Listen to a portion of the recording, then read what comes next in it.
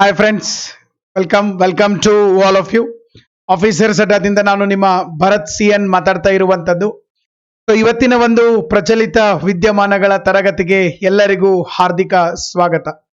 So ಇವತ್ತು ನಾವು July 2ರಿಂದ July 6ರವರೆಗಿನ ಒಂದು ಪ್ರಚಲಿತ ವಿದ್ಯಮಾನವನ್ನ ಇಲ್ಲಿ ಗಮನಿಸ್ತಾ ಇದ್ದೀವಿ. ಸೊ ಇಲ್ಲಿ ಮುಖ್ಯವಾಗಿ ನಾವು ಯಾವ ಯಾವ ವಿಷಯಗಳನ್ನ ನೋಡ್ತಾ ಇದ್ದೀವಿ ನೋಡೋಣ ಅಂತಂದ್ರೆ, ಫಸ್ಟ್ ನ್ಯಾಟೋ ಸೇರಲಿರುವಂತ ಸ್ವೀಡನ್ ಮತ್ತು ಫಿನ್ಲ್ಯಾಂಡ್. ನ್ಯಾಟೋ ಅಂದ್ರೆ ನಿಮ್ಗೆಲ್ಲ ಗೊತ್ತಿದೆ, ನಾರ್ತ್ ಅಟ್ಲಾಂಟಿಕ್ ಟ್ರೀಟಿ ಆರ್ಗನೈಸೇಷನ್ ಅಂತ ಹೇಳಿ ಕರಿತೀವಿ. ಸೊ ಈ ನ್ಯಾಟೋ ಪಡೆಯನ್ನ ಸ್ವೀಡನ್ ಮತ್ತು ಫಿನ್ಲ್ಯಾಂಡ್ ಸೇರ್ತಾ ಇದಾವೆ. ಇದಕ್ಕೆ ಸ್ವಲ್ಪ ಟರ್ಕಿ ಅಪೋಸ್ ಮಾಡ್ತಾ ಇದೆ.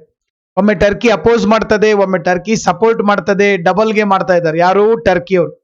ಭಾರಿ ಬೆಸ್ಟ್ ಇಂಟರ್ನ್ಯಾಷನಲ್ ಒಂದು ಇಶ್ಯೂ ಇರುವಂತದ್ದು. ಇದನ್ನ ನಾವು ಬಹಳ ಚೆನ್ನಾಗಿ ಡಿಸ್ಕಷನ್ ಮಾಡ್ತಾ ಹೋಗೋಣ. ಇದರ ಜೊತೆಗೆ ಹಣಕಾಸು ಸೇವೆಗಳ ಸಂಸ್ಥೆಗಳ ಬ್ಯೂರೋ ಅಂತ ಬಂದಿದೆ. ಮೊದಲು ಬ್ಯಾಂಕ್ ಬೋರ್ಡ್ ಬ್ಯೂರೋ ಅಂತಿತ್ತು, ಈಗ ಅದನ್ನ ಹಣಕಾಸು ಸೇವೆಗಳ ಸಂಸ್ಥೆಗಳ ಬ್ಯೂರೋ ಅಂತ ಹೇಳಿ ಇಲ್ಲಿ ಮಾಡಿರುವಂತದ್ದು. ಅದರ ಬಗ್ಗೆ ನಾವು ಚರ್ಚೆಯನ್ನ ಮಾಡೋಣ. ನೆಕ್ಸ್ಟ್, ಏಕ ಬಳಕೆಯ ಪ್ಲಾಸ್ಟಿಕ್ ಅನ್ನ ನಿಷೇಧ ಮಾಡಿದ್ದಾರೆ. ಇದು ಜುಲೈ ತಿಂಗಳು. ಈ ಜುಲೈ ತಿಂಗಳೊಳಗಡೆ ಏಕ ಬಳಕೆಯ ಪ್ಲಾಸ್ಟಿಕ್ ಅನ್ನ ನಿಷೇಧ ಮಾಡಿದರೆ ನಮಗೂ ನಿಮಗೂ ಎಲ್ಲರಿಗೂ ಅದು ಅಪ್ಲೈ ಆಗ್ತದೆ. ಇದರ ಜೊತೆಗೆ ಪ್ಲಾಸ್ಟಿಕ್ ನಿಂದ ಆಗ್ತಕ್ಕಂಥ ನಮ್ಮ ಪರಿಸರದ ಮೇಲೆ ಆಗ್ತಕ್ಕಂಥ ದುಷ್ಪರಿಣಾಮಗಳು ಎಲ್ಲವನ್ನ ನೋಡ್ತಾ ಹೋಗೋಣ. ಇದರ ಜೊತೆಗೆ ವಾಯ್ ಅನ್ನುವಂತಹ ಒಂದು ಕದನ, ಬ್ಯಾಟಲ್ ಆಫ್ ವಾಯ್ ಅಂತ ಕರಿತೀವಿ. ಸೊ ಇದರ ಬಗ್ಗೆ ನಾವು ಚರ್ಚೆ ಮಾಡೋಣ. ಬ್ಯಾಟಲ್ ಆಫ್ ವಾಯ್ ಯಾರ ನಡುವೆ ನಡೀತು ಕದನ? ಬ್ರಿಟಿಷರು ಮತ್ತೆ ಭಾರತದ ಯಾವ ಸಂಸ್ಥಾನ ಅಥವಾ ಸಾಮ್ರಾಜ್ಯಗಳ ಜೊತೆಗೆ ನಡೀತು? ಯಾರ್ಯಾರು ಭಾಗಿಯಾಗಿದ್ರು ಅದನ್ನ ನೋಡೋಣ. ಮತ್ತದು ಯಾಕೆ ನ್ಯೂಸ್ನಾಗ ಐತೆ ಅನ್ನೋದನ್ನ ಕೂಡ ನಾವು ನೋಡ್ತಾ ಹೋಗೋಣ. ಇದರ ಜೊತೆಗೆ ವಿಶ್ವ ಕ್ರೀಡಾ ಪತ್ರಕರ್ತರ ದಿನ. ನಾವು ವಿಶ್ವ ಕ್ರೀಡಾ ದಿನ ನೋಡಿದೀವಿ, ಪತ್ರಕರ್ತರ ದಿನ ನೋಡಿದೀವಿ. ಈ ಸರಿ ವಿಶ್ವ ಕ್ರೀಡಾ ಪತ್ರಕರ್ತರ ದಿನ ಬಹಳ ವಿಶೇಷವಾದಂಥದ್ದು. ಸೊ ಇದನ್ನ ನಾವು ನೋಡ್ತಾ ಹೋಗೋಣ. ಇದಾದ್ಮೇಲೆ ರಾಷ್ಟ್ರೀಯ ವೈದ್ಯರ ದಿನ, ನ್ಯಾಷನಲ್ ಡಾಕ್ಟರ್ಸ್ ಡೇ. ಸಾಕಷ್ಟು ಜನ ನಮ್ಮ ವಿದ್ಯಾರ್ಥಿ ವೃಂದದಲ್ಲಿ ಕೂಡ ಡಾಕ್ಟರ್ಸ್ ಇದ್ದೀರಿ. ಸೊ ತಮಗೂ ಕೂಡ ಹ್ಯಾಪಿ ಡಾಕ್ಟರ್ಸ್ ಡೇ ಅಂತ ಹೇಳ್ತಾ, ಡಾಕ್ಟರ್ಸ್ ಡೇ ಯಾಕೆ ಆಚರಣೆ ಮಾಡ್ತಾರ, ಏನದ್ರ ಹಿಂದಿನ ಉದ್ದೇಶ, ಜುಲೈ 1 ಯಾಕೆ, ಇದನ್ನೆಲ್ಲವನ್ನ ಚರ್ಚೆ ಮಾಡೋಣ. ಇದಾದ್ಮೇಲೆ ವಿಜ್ಞಾನ ಮತ್ತು ತಂತ್ರಜ್ಞಾನಕ್ಕೆ ಸಂಬಂಧಪಟ್ಟಂಗೆ PSLV C-53 ಅನ್ನುವಂತ ರಾಕೆಟ್ ಉಡಾವಣೆಯನ್ನ ಮಾಡಿದರು. PSLV ಯನ್ನ ಇಸ್ರೋದೊಳಗಡೆ ವರ್ಕಿಂಗ್ ಹಾರ್ಸ್ ಅಂತಾನೆ ಕರೀತಾರೆ. ಅಷ್ಟು ಪ್ರಮಾಣದಲ್ಲಿ ಅದನ್ನ ಯೂಸ್ ಮಾಡ್ತಾ ಹೋಗ್ತಾರೆ. ಅದ್ರ ಬಗ್ಗೆ ನಾವು ನೋಡೋಣ.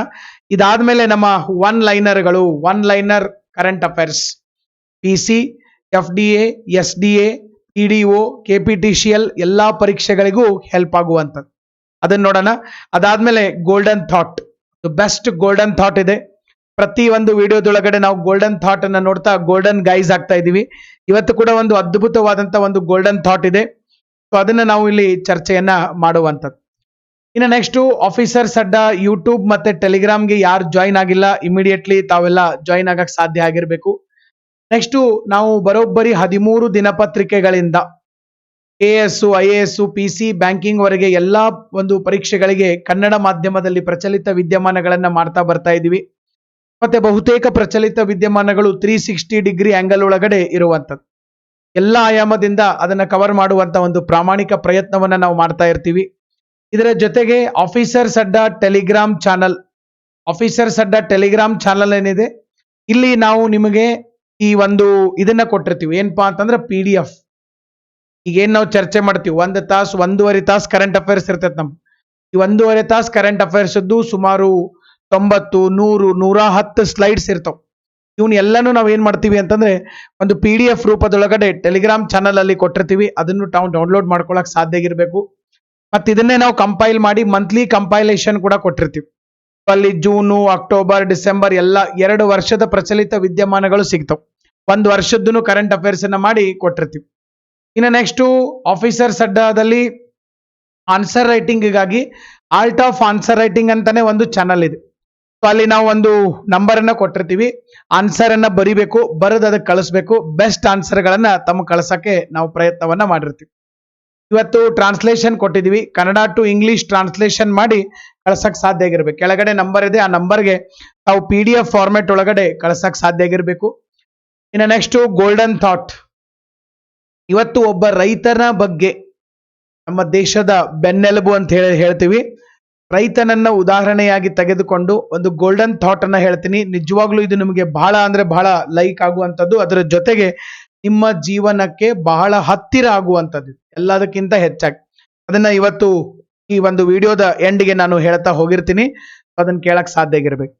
ಇನ್ನು ಆಫೀಸರ್ಸ್ ಅಡ್ಡ ಆಪ್ ಒಳಗಡೆ ಈಗಾಗಲೇ ಸಾಕಷ್ಟು ಬ್ಯಾಚ್ ಕೋರ್ಸ್ಗಳು ನಡೀತಾ ಇದಾವ. ತಾವು ಕೂಡ ಅದರ ಲಾಭವನ್ನ ಪಡೆಯಕ್ ಸಾಧ್ಯ ಆಗಿರ್ಬೇಕು. ಮತ್ತೆ ಬಹಳಷ್ಟು ಜನ ಕೇಳ್ತಾ ಇದ್ರು, ನಮ್ಮ ಆಫೀಸ್ಗೆ ಸಾಕಷ್ಟು ಫೋನ್ ಕರೆಗಳು ಬರ್ತಾ ಇದ್ದು, KSPSI ನೆಕ್ಸ್ಟ್ ಬ್ಯಾಚ್ ಯಾವಾಗ ಅಂತ ಹೇಳಿ. ಸೊ 12ನೇ ಬ್ಯಾಚ್ ಜುಲೈ 16ನೇ ತಾರೀಕು ನಾವು ಮಾಡಿರುವಂತದ್ದು.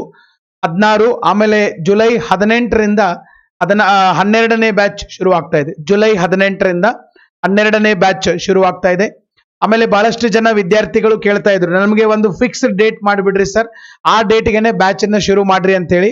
ಅತಿ ಶೀಘ್ರದಲ್ಲೇ ನಾವು ಪ್ರತಿ ತಿಂಗಳು ಯಾವ ಟೈಮಲ್ಲಿ IAS ಬ್ಯಾಚು, ಯಾವ ತಿಂಗಳಲ್ಲಿ KAS ಬ್ಯಾಚು, ಯಾವ ತಿಂಗಳೊಳಗಡೆ ಬೇರೆ ಬ್ಯಾಚ್ಗಳು ಶುರು ಆಗ್ತಾವಂತ ಹೇಳಿ ಒಂದು ಪ್ರೀ ಪ್ಲಾನ್ಡ್ ಆಗೇನೆ ಒಂದು ಟೈಮ್ ಟೇಬಲ್ ಅನ್ನ ಕೊಟ್ಟು ಬಿಡ್ತೀವಿ. ಅದನ್ನು ಕೂಡ ನಾವು ಮಾಡ್ತಾ ಇದೀವಿ.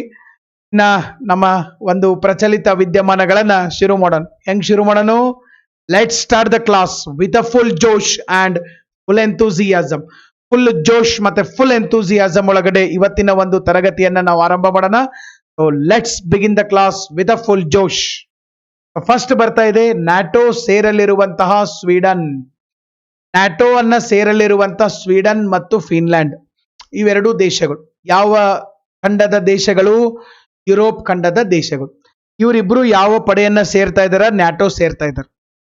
ಏನಿಲ್ಲ, ಯುರೋಪ್ ಖಂಡದಲ್ಲಿ ಯಾರ್ಯಾರು ರಷ್ಯಾ ಜೊತೆಗೆ ಗಡಿಯನ್ನ ಹಂಚಿಕೊಂಡಿದಾರ ಅವರು ಈಗ ನ್ಯಾಟೋ ಸೇರ್ತಾ ಇದಾರ. ಮತ್ತೆ ನ್ಯಾಟೋ ಬಹಳ ಪವರ್ಫುಲ್ ಆಗ್ತಾ ಇದೆ. ಹಿಂಗಾಗಿ ದೇಶಗಳು ಆ ಪವರ್ಫುಲ್ ನ್ಯಾಟೋ ಜೊತೆಗೇನೆ ಸೇರ್ಕೋತಾ ಇದ್ವು. ಇದನ್ನ ನೋಡೋಕ್ಕಿಂತ ಫಸ್ಟ್ ನ್ಯಾಟೋ ಅಂದ್ರೆ ಏನು?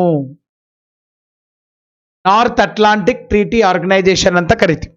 ಓಕೆ, ಇದು ಯಾಕೆ ಈ ಗ್ರೂಪ್ ಇರೋದಪ್ಪ ಅಂತಂದ್ರೆ ಮೊದಲ USSR ಅಂತ ಇತ್ತು, ಯುನೈಟೆಡ್ ಸೋವಿಯತ್ ಸೋಷಿಯಲಿಸ್ಟಿಕ್ ರಿಪಬ್ಲಿಕ್ ಅಂತ ಇತ್ತು. ಅದು ಒಂದು 10-15 ದೇಶಗಳಿದ್ದು, ರಷ್ಯಾ ಜೊತೆಗೆ ಒಂದು 10-15 ದೇಶಗಳು ಸೇರ್ಕೊಂಡು ಒಂದು ಗುಂಪದು. ಅದು 1990ರಲ್ಲಿ ಏನಾಯ್ತು, ಒಡಿತದ.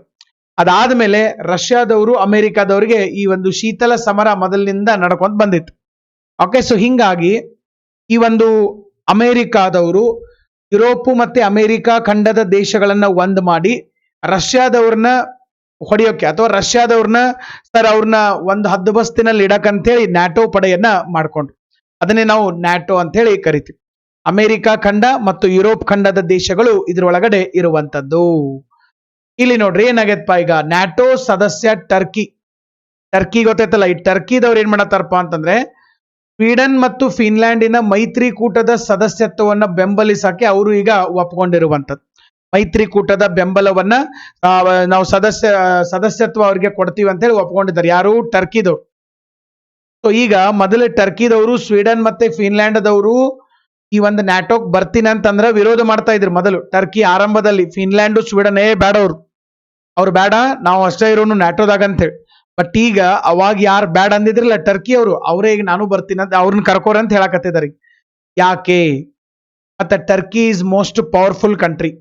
ಯಾಕಂದ್ರೆ ಟರ್ಕಿಯ ಬೆಂಬಲ ಇಲ್ಲ ಅಂದ್ರೆ ಸ್ವೀಡನ್ ಇರ್ಲಿ, ಫಿನ್ಲ್ಯಾಂಡ್ ಇರ್ಲಿ, ಬೇರೆ ದೇಶಗಳಿರ್ಲಿ ಈ ಒಂದು ನ್ಯಾಟೋ ಪಡೆಗೆ ಸೇರ್ಕೊಳ್ಳೋದು ಅಷ್ಟು ಈಸಿ ಇರಲಿಲ್ಲ. ಬಟ್ ಅದೇ ಟರ್ಕಿ ಅವರು ಇವತ್ತ ಒಪ್ಕೊಂಡಿದ್ದಾರೆ, ನೀವು ಬರ್ರಿ ಅಂತ ಹೇಳಿ.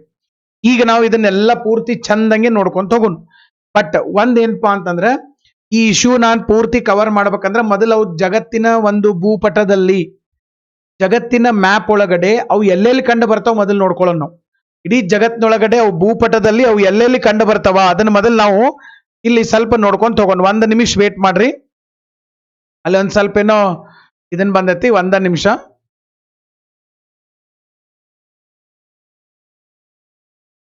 ಎಸ್, ಸ್ವೀಡನ್ ಫಿನ್ಲ್ಯಾಂಡ್ ಈಗ ಸದ್ಯ ಯಾರ್ಯಾರು ನ್ಯೂಸ್ನಾಗ ಅದಾರಪ್ಪ? ಸ್ವೀಡನ್ ಐತಿ, ಫಿನ್ಲ್ಯಾಂಡ್ ಐತಿ, ಇನ್ನೊಂದು ಯಾವ್ದೈತಿ ನಮಗ? ಟರ್ಕಿ ಐತಿ. ಈ ಟರ್ಕಿ ಇಲ್ಲಿ ಬರ್ತೈತಿ ನೋಡ್ರಿ, ಇದು ಟರ್ಕಿ. ಆಮೇಲೆ ಇಲ್ಲಿ ಸ್ವೀಡನ್, ಫಿನ್ಲ್ಯಾಂಡ್, ಈ ಕಡೆ ನಾರ್ವೆ ಬರ್ತೈತಿ. ನಾರ್ವೆ ರಾಜಧಾನಿ ಓಸ್ಲೋ. ಸ್ವೀಡನ್ ಹೇಳಿದ್ರಲ್ಲ, ಸ್ವೀಡನ್ ನಿಂದಾನೆ ನಮ್ಗೆ ಏನ್ ಕೊಡ್ತಾರಪ್ಪ? ಈ ಒಂದು ನೊಬೆಲ್ ಪ್ರಶಸ್ತಿಯನ್ನ ಕೊಡೋದು. ನೊಬೆಲ್ ಅನ್ನುವಂತ ಸೈಂಟಿಸ್ಟ್ ಸ್ವೀಡನ್ ದೇಶದವ್ರು. ಇಲ್ಲಿ ನಮಗ ಇದು ಯುರೋಪ್ ಖಂಡ ಐತಿ. ಯುರೋಪ್ ಖಂಡದೊಳಗಡೆ ಮ್ಯಾಲ ಇಲ್ಲಿ ಯಾರು ಬರ್ತಾರ? ಸ್ವೀಡನ್ ಬರ್ತೈತಿ. ಈ ಕಡೆ ಯಾವ್ದು ಬರ್ತೈತಿ? ಫಿನ್ಲ್ಯಾಂಡ್ ಬರ್ತೈತಿ. ಯಾಕಂದ್ರೆ ಮೊದಲು ನಾವು ಇಂಟರ್ನ್ಯಾಷನಲ್ ಯಾವುದೇ ವಿದ್ಯಮಾನಗಳನ್ನ ನೋಡ್ಬೇಕಂದ್ರ ಮೊದಲು ಅವು ಎಲ್ಲಿದಾವ, ಯಾಕಂದ್ರೆ ಇತ್ತೀಚೆಗೆ ಮ್ಯಾಪ್ ಬೇಸ್ಡ್ ಕ್ವಶನ್ ಬರತ್ತವ್. ಈಗೆಲ್ಲ ಬೈಪಾಟ್ ಮಾಡೋದು ಕಾಲ ಮುಗಿತೀಗ. ಬೈಪಾಟ್ ಮಾಡಕತ್ರ ಸರ್ PC ಸೆಟ್ ಆಗಾಕ್ ಆಗ್ತೈತೋ ಇಲ್ಲೋ ಡೌಟ್ನಾಗ ಅದಾರ ಹುಡುಗರು. ಬೈಪಾಟ್ ಮಾಡಕತ್ತವ್ರು ಓಕೆ PC ಸೆಟ್ ಆಗ್ತೈತೋ ಇಲ್ಲೋ ಡೌಟ್ನಾಗ ಅದಾರ. ಅಂತ ಪರಿಸ್ಥಿತಿ ಬಂದೈತಿ. ಎಲ್ಲಾ ಕಡೆನೂ ಕ್ವಾಲಿಟಿ ಕ್ವಶನ್ ಬರ್ತಾ ಇದಾವ್. ಇವನ್ KPTCL ಎಕ್ಸಾಮ್ ಅಲ್ಲಿ ಕೂಡ ಡೆಪ್ತ್ ಆಗಿ ಅನಾಲಿಟಿಕಲಿ ಕೇಳ್ತಾ ಇದಾರೆ. ಯಾಕಂದ್ರೆ ಈಗ ಬೈಪಾಟ್ ಮಾಡಿ ಹೇಳಂದ್ರೆ ಅಲೆಕ್ಸಾ ಮಷಿನ್ ಹೇಳ್ತೈತಿ, ಮಷಿನ್ಗಳು ಹೇಳ್ತಾವ. ಬೈಪಾಟ್ ಮಾಡಿ ಹೇಳಂದ್ರೆ ಮತ್ತೆ ಮನುಷ್ಯಾಗ ಮಷಿನ್ಗೆ ಏನ್ ಡಿಫ್ರೆನ್ಸ್ ಐತಿ? ಸೊ ಗೌರ್ಮೆಂಟ್ ದವರು ಆ ಮಷೀನ್ ಅನ್ನೇ ತಗೊಂಡ್ಬಿಡ್ತಾರ. ಇವ್ರಿಗೆ ತಿಂಗಳ ಸ್ಯಾಲ್ರಿ ಕೊಡ್ತಾರ. ಯಾರು ತಲೆ ಉಪಯೋಗ ಮಾಡ್ತಾರ, ಯಾರು ಅನಾಲಿಟಿಕಲಿ ಓದ್ತಾರ, ಅವ್ರಿಗೆ ಅಷ್ಟೇ ಮುಂದಿನ ದಿನಗಳಲ್ಲಿ ಕಾಲ ಭವಿಷ್ಯ ಇದೆ. ಆ ಬೈಪಾಟ್ ಮಾಡ್ತೀನಪ್ಪಾ ಅಂತಂದ್ರೆ ಬೈಪಾಟ್ ಮಾಡೋರ್ಗೆ ಏನೂ ಇಲ್ಲ. ಕ್ರಿಯೇಟಿವಿಟಿ ಯಾರಿಗಿದೆ ಅವ್ರಷ್ಟೇ ಎಕ್ಸಾಮ್ ಪಾಸ್ ಆಗ್ತಾರ, ಅವ್ರಷ್ಟೇ ಬದುಕ್ತಾರ. ಉಳಿದವರೆಲ್ಲ ಹೊರಗಡೆ ಹೋಗ್ಬೇಕಾಗ್ತೈತೆ. ಅದಕ್ಕಾಗಿ ಡೆಪ್ತ್ ಆಗಿ ನಾವು ನೋಡ್ಕೊಂತ ಹೋಗ್ಬೇಕು. ನಾ ಹೇಳೋದು ಅರ್ಥ ಆಗ್ತಾ ಇದೆ ಅಂತ ನಾನು ಭಾವಿಸಿದ್ದೇನೆ. ನೆಕ್ಸ್ಟ್ ಇಲ್ಲಿ ಸ್ವೀಡನ್ ಇದೆ, ಇಲ್ಲಿ ಫಿನ್ಲ್ಯಾಂಡ್ ಇದೆ, ಇಲ್ಲಿ ಟರ್ಕಿ ಇದೆ. ಸೊ ಈಗ ಈ ಒಂದು ನ್ಯಾಟೋ ಪಡೆಗೆ ಯಾರ್ಯಾರು ಜಾಯಿನ್ ಆಗಿದಾರ? ಈಗ ಸದ್ಯ ಸ್ವೀಡನ್ ಮತ್ತೆ ಫಿನ್ಲ್ಯಾಂಡ್ ಜಾಯಿನ್ ಆಗ್ತಾ ಇದಾರೆ. ಯಾರ್ಯಾರು ಯಾವಾಗ ಜಾಯಿನ್ ಆಗಿದಾರ ಅಂತ ನಾ ಇಲ್ಲಿ ಕೊಟ್ಟಿದ್ದೀನಿ ನಿಮಗೆ. Albania, Belgium, Bulgaria, Canada, Croatia, ಚೆಕ್ ರಿಪಬ್ಲಿಕ್, ಡೆನ್ಮಾರ್ಕ್, ಹಿಂಗೆಲ್ಲಾ ನೀವು ನೋಡ್ಕೊಂತ ಹೋದ್ರಿ ಅಂತಂದ್ರೆ ಇತ್ತೀಚೆಗೆ ಜಾಯಿನ್ ಆದವ್ರು ಯಾರಪ್ಪ ಅಂತಂದ್ರ ನಾರ್ತ್ ಮೆಸಿಡೋನಿಯಾ. ಈ ನಾರ್ತ್ ಮೆಸಿಡೋನಿಯಾದವರು 2020ರಲ್ಲಿ ಜಾಯಿನ್ ಆದ್ರು. 2020ರಲ್ಲಿ ಇವ್ರು ಜಾಯಿನ್ ಆದ್ರು. ಮಾಂಟೆನಿಗ್ರೋ 2017ರಲ್ಲಿ ಜಾಯಿನ್ ಆದ್ರು. ಇವರೆಲ್ಲ ಇತ್ತೀಚೆಗೆ ಜಾಯಿನ್ ಆದಂತಹ ದೇಶಗಳು. ಈ ಒಂದು ನ್ಯಾಟೋ ಪಡೆಗೆ ಇತ್ತೀಚೆಗೆ ಜಾಯಿನ್ ಆದಂತಹ ದೇಶಗಳು. ಇನ್ನು ನೆಕ್ಸ್ಟ್ ಅಲ್ಲಿ ಯಾರು ಬರೋರಿನ? ಸ್ವೀಡನ್ ಮತ್ತೆ ಫಿನ್ಲ್ಯಾಂಡು ಬರುವಂತ. ಯಾಕಪ್ಪ ಇಲ್ಲಿ ನೋಡ್ರಿ, ಟರ್ಕಿದವರು ಯಾಕೆ ವಿರೋಧ ಮಾಡಿದ್ರು? ಸಿಂಪಲ್ ಸ್ಟೋರಿ ಹೇಳಿರ್ತೀನಿ ನಾನು. ಸಿಂಪಲ್ ಸ್ಟೋರಿ ಹೇಳ್ತೇನೆ. ಟರ್ಕಿದವ್ರು ಯಾಕೆ ವಿರೋಧ ಮಾಡಕತ್ತಿದ್ರು? ಇಲ್ಲಿವರೆಗೆ ಸ್ವೀಡನ್ನು ಮತ್ತೆ ಫಿನ್ಲ್ಯಾಂಡ್ದವರು ನ್ಯಾಟೋಗ್ ಬರ್ತೀನಿ ಅಂದ್ರೆ ಬ್ಯಾಡ್ ಅಂತ ಅನ್ನೋರು ಇವ್ರು. ಈಗ ಇವರ ಬಾ ಅಂತ ಅನ್ನತ್ತಾರ. ಯಾಕಂತಂದ್ರೆ ಟರ್ಕಿ ವಿರೋಧಕ್ಕೆ ಕಾರಣಗಳಾದ್ರೂ ಏನು? ಇಲ್ಲಿ ಏನಾಗೈತಪ್ಪ ಅಂತಂದ್ರೆ ಕುರ್ದಿಶ್ ಜನಾಂಗದವರು ಬರ್ತಾರೆ. ಟರ್ಕಿ ಅನ್ನುವಂತ ದೇಶ ಮುಸ್ಲಿಂ ರಾಷ್ಟ್ರ. ಈ ಮುಸ್ಲಿಂ ರಾಷ್ಟ್ರದೊಳಗಡೆ ಕೆಲವು ಜನ ಕುರ್ದಿಶ್ ಪೀಪಲ್ ಇದಾರೆ. ಎಂತ ಪೀಪಲ್ ಇದಾರ? ಕುರ್ದಿಶ್. ಆ ಕುರ್ದಿಶ್ ಪೀಪಲ್, ಆ ಜನಾಂಗದವ್ರು ಏನ್ ಮಾಡಿದಾರಪ್ಪ ಅಂತಂದ್ರೆ ಟರ್ಕಿ ಮತ್ತೆ ಆ ಕಡೆ ಸುತ್ತಮುತ್ತ ಒಂದ್ 2-3 ದೇಶಗಳ ಭಾಗವನ್ನ ತೆಗೆದುಕೊಂಡು ಹೊಸ ರಾಷ್ಟ್ರ ಮಾಡೋರದಾರ. ಯಾವ ರಾಷ್ಟ್ರ ಮಾಡೋರದಾರ? ಕುರ್ದಿಸ್ತಾನ್. ಕುರ್ದಿಸ್ತಾನ್ ಮಾಡೋರದಾರ. ಈಗ ಪಾಕಿಸ್ತಾನದಾಗೂ ಏನಾಗೈತೆ ಅಂದ್ರೆ ನಿಮಗೊಂದು ಉದಾಹರಣೆ ಕೊಡ್ತೀನಿ. ಇದು ಪಾಕಿಸ್ತಾನ್ ಮ್ಯಾಪ್. ಇದು ಪಾಕಿಸ್ತಾನ್ ಮ್ಯಾಪ್. ಈ ಪಾಕಿಸ್ತಾನ್ ಮ್ಯಾಪ್ ಒಳಗಡೆ ಸದರ್ನ್ ಪಾಕಿಸ್ತಾನಿನ ದಕ್ಷಿಣದ ಭಾಗದ ಅಲ್ಲಿ ಇರ್ತಕ್ಕಂಥ ಜನ, ಕರಾಚಿ ಇದು ಬರ್ತಾವಲ್ಲ ಆ ಕಡೆ, ಇಲ್ಲಿರುವಂತ ಜನ ಎಲ್ಲ ಒಂದಾಗಿ ಇವ್ರೇನ್ ಮಾಡಿದಾರಪ್ಪ, ನಾವು ಪಾಕಿಸ್ತಾನದಾಗ ಇರುವುದಿಲ್ಲ, ನಮಗ್ ಹೊಸ ರಾಷ್ಟ್ರನ ಬೇಕು. ಹಿಂಗ ಇವ್ರದೊಂದು ಡಿಮ್ಯಾಂಡ್ ಐತಿ. ಯಾವ ರಾಷ್ಟ್ರ? ಬಲೂಚಿಸ್ತಾನ್. ನೋಡ್ರಿ, ಅವರು ಬಲೂಚಿಸ್ತಾನ್ ಮಾಡೋರ್ದಾರ. ಈಗ ನಾವು ಬಲೂಚಿಸ್ತಾನ ಮಾಡ್ತೀವಿ ಅಂತ ಕುತ್ಕೊಂಡಿದ್ದಾರೆ. ಈಗ ಅವ್ರು ಹೊಸ ರಾಷ್ಟ್ರ, ಸಪರೇಟಿಸ್ಟ್ ಮೂಮೆಂಟ್. ನಮ್ಮಲ್ಲೂ ಕೆಲವು ದಿನಗಳ ಹಿಂದೆ ಅಥವಾ ಕೆಲವು ವರ್ಷಗಳ ಹಿಂದೆ ಭಾರತದ ಪಂಜಾಬ್ ರಾಜ್ಯದಲ್ಲಿ ಕೆಲವು ಜನ ಪಂಜಾಬನ್ನ ತೆಗೆದುಕೊಂಡು ಖಲಿಸ್ತಾನ್ ಮಾಡ್ತೀವಿ ಅಂತ ಹೇಳಿದ್ರು. ಖಲಿಸ್ತಾನ್, ಓಕೆ, ಖಲಿಸ್ತಾನ್ ಅನ್ನುವಂಥದ್ದು ಒಂದು ನಮ್ದೇ ರಾಜ್ಯ ಮಾಡ್ಕೋತೀವಿ ಅಂತೇಳಿ. ಹಂಗ ಸೇಮ್ ಇಲ್ಲಿಯೂ ಕೂಡ ಸಪರೇಟಿಸ್ಟ್ ಮೂಮೆಂಟ್ ಇದೆ. ಎಲ್ಲಿದೆಪ್ಪ? ಟರ್ಕಿ ಒಳಗಡೆ. ಟರ್ಕಿ ಒಳಗಡೆ ಕೆಲವು ಜನ ಸೇರ್ಕೊಂಡು ಇದು ನೋಡ್ರಿ, ಇದೆಲ್ಲ ಟರ್ಕಿ. ಇದು ಇಲ್ಲಿ ತಡ್ರಿ, ಹೈಲೈಟರ್ ತಗೋತೀನಿ, ಕ್ಲಿಯರ್ ತಿಳ್ಕೊಂಡ್ಬಿಡ್ಬೇಕು. ಒಂದ್ ಸರಿ ನೀವು ಕ್ಲಿಯರ್ ತಿಳ್ಕೊಂಡ್ರಿ ಅಂತಂದ್ರೆ ನಿಮಗ್ ಬಹಳ ಇಂಟ್ರೆಸ್ಟ್ ಬರ್ತೈತಿ. ಜಗತ್ತಿನ ಜ್ಞಾನ ಗೊತ್ತಿರ್ಬೇಕು. ಎಷ್ಟು ಜಗತ್ತಿನ ಬಗ್ಗೆ ತಿಳ್ಕೊತೀರಿ ಅಷ್ಟು ಒಳ್ಳೆಯ ಹುದ್ದೆಯನ್ನ ನೀವು ಪಡ್ಕೋತೀರಿ. ಸೊ ಇಲ್ಲಿ ಟರ್ಕಿ, ಈ ಟರ್ಕಿ ಜೊತೆಗೆ ಇಲ್ಲಿ ಇರಾನ್, ಇರಾಕ್, ಸಿರಿಯಾ, ಲೆಬನನ್, ಇವೆಲ್ಲ ದೇಶಗಳು. ಈ ದೇಶಗಳಲ್ಲಿ ಇರ್ತಕ್ಕಂಥ ಜಾಗ ಎಲ್ಲ ತಗೊಂಡು ಅವ್ರು ಏನ್ ಮಾಡೋರಪ್ಪ, ಇನ್ನ ಕುರ್ದಿಸ್ತಾನ್ ಮಾಡೋರು. ಅವ್ರು ಕುರ್ದಿಶ್ ಪೀಪಲ್, ಅವರು ಇಸ್ಲಾಂ ಒಳಗಡೆನೆ ಬರ್ತಾರ. ಕುರ್ದಿಸ್ತಾನ್ ಮಾಡೋರು ಅವ್ರಿಗೆ ಇಲ್ಲಿದಾರ ನೋಡ್ರಿ. ಇವರೆಲ್ಲ ಕುರ್ದಿಸ್ತಾನ್ ಮಾಡಕ್ ಹೋರಾಟ ಮಾಡತ್ತಾರ. ಟರ್ಕಿಯನ್ನ ಇಬ್ಬಾಗ ಮಾಡಿ ಕುರ್ದಿಸ್ತಾನ್ ಮಾಡೋದು. ಟರ್ಕಿ ಒಳಗಿಡವ್ರು ಯಾರು? Turkish people. ಇವ್ರು ತುರ್ಕರು ಕೇಳಿದಿರ್ಲು ನೀವು? ತುರ್ಕರು ಇವ್ರು ಯಾರು? ಟರ್ಕಿ ಒಳಗಿರೋರು ತುರ್ಕರು. ಇವ್ರು ಯಾರು? ಕುರ್ದ್ ಜನಾಂಗ. ಈ ಕುರ್ದ್ ಜನಾಂಗ ಮತ್ತು ತುರ್ಕರ ನಡುವೆ ಹೋರಾಟ ನಡೆದಿದೆ. ನಮ್ದು ದೇಶ ನಾವು ಒಡ್ಯಾಕ್ ಬಿಡಂಗಿಲ್ಲ ಅಂತ ತುರ್ಕರು. ಇವರು ಕುರ್ದಿಸ್ತಾನ್ ಏನ್ ಮಾಡತ್ತಾರ? ನಾವು ಕುರ್ದಿಸ್ತಾನ್ ಮಾಡ್ತೀವಿ ಅಂತ ಇವ್ರು ಕುರ್ದಿಶ್ ಜನಾಂಗ. ಇವ್ರ ಇಬ್ಬರ ನಡುವ ಜಗಳ ಬಹಳ ನಡೆದೈತಿ. ಯಾವಾಗಿನಿಂದ ಜಗಳ ನಡೆದೈತಿದು? 27 ನವೆಂಬರ್ 1978. ಅವಾಗಿನಿಂದ ಈ ಜಗಳ ಹಿಂಗ ನಡ್ಕೊಂತಾನೆ ಬಂದೈತಿ. ಆದ್ರೆ ಇಲ್ಲಿ ಇವ್ರು ಏನ್ ಮಾಡಕತ್ತಾರಪ್ಪ, ಟರ್ಕಿ ಒಳಗಡೆ ಟರ್ಕಿಯ ಲೋಕಲ್ ಜನರಿಗೂ ಕುರ್ದರಿಗೂ ಇವರಿಬ್ಬರಿಗೂ ಆಗಿ ಬರುದಿಲ್ಲ. ಬಟ್ ಅದೇ ಕುರ್ದಿಶ್ ಜನಾಂಗದವರು ಸ್ವೀಡನ್ದಾಗೂ ಅದರ ಫಿನ್ಲ್ಯಾಂಡ್ದಾಗೂ ಅದರ. ಬಟ್ ಈ ಸ್ವೀಡನ್ ಫಿನ್ಲ್ಯಾಂಡ್ದವ್ರು ಏನ್ ಮಾಡತ್ತಾರ ಅಂತಂದ್ರೆ ಅವ್ರಿಗೆ ಸಪೋರ್ಟ್ ಮಾಡಕತ್ತಾರ.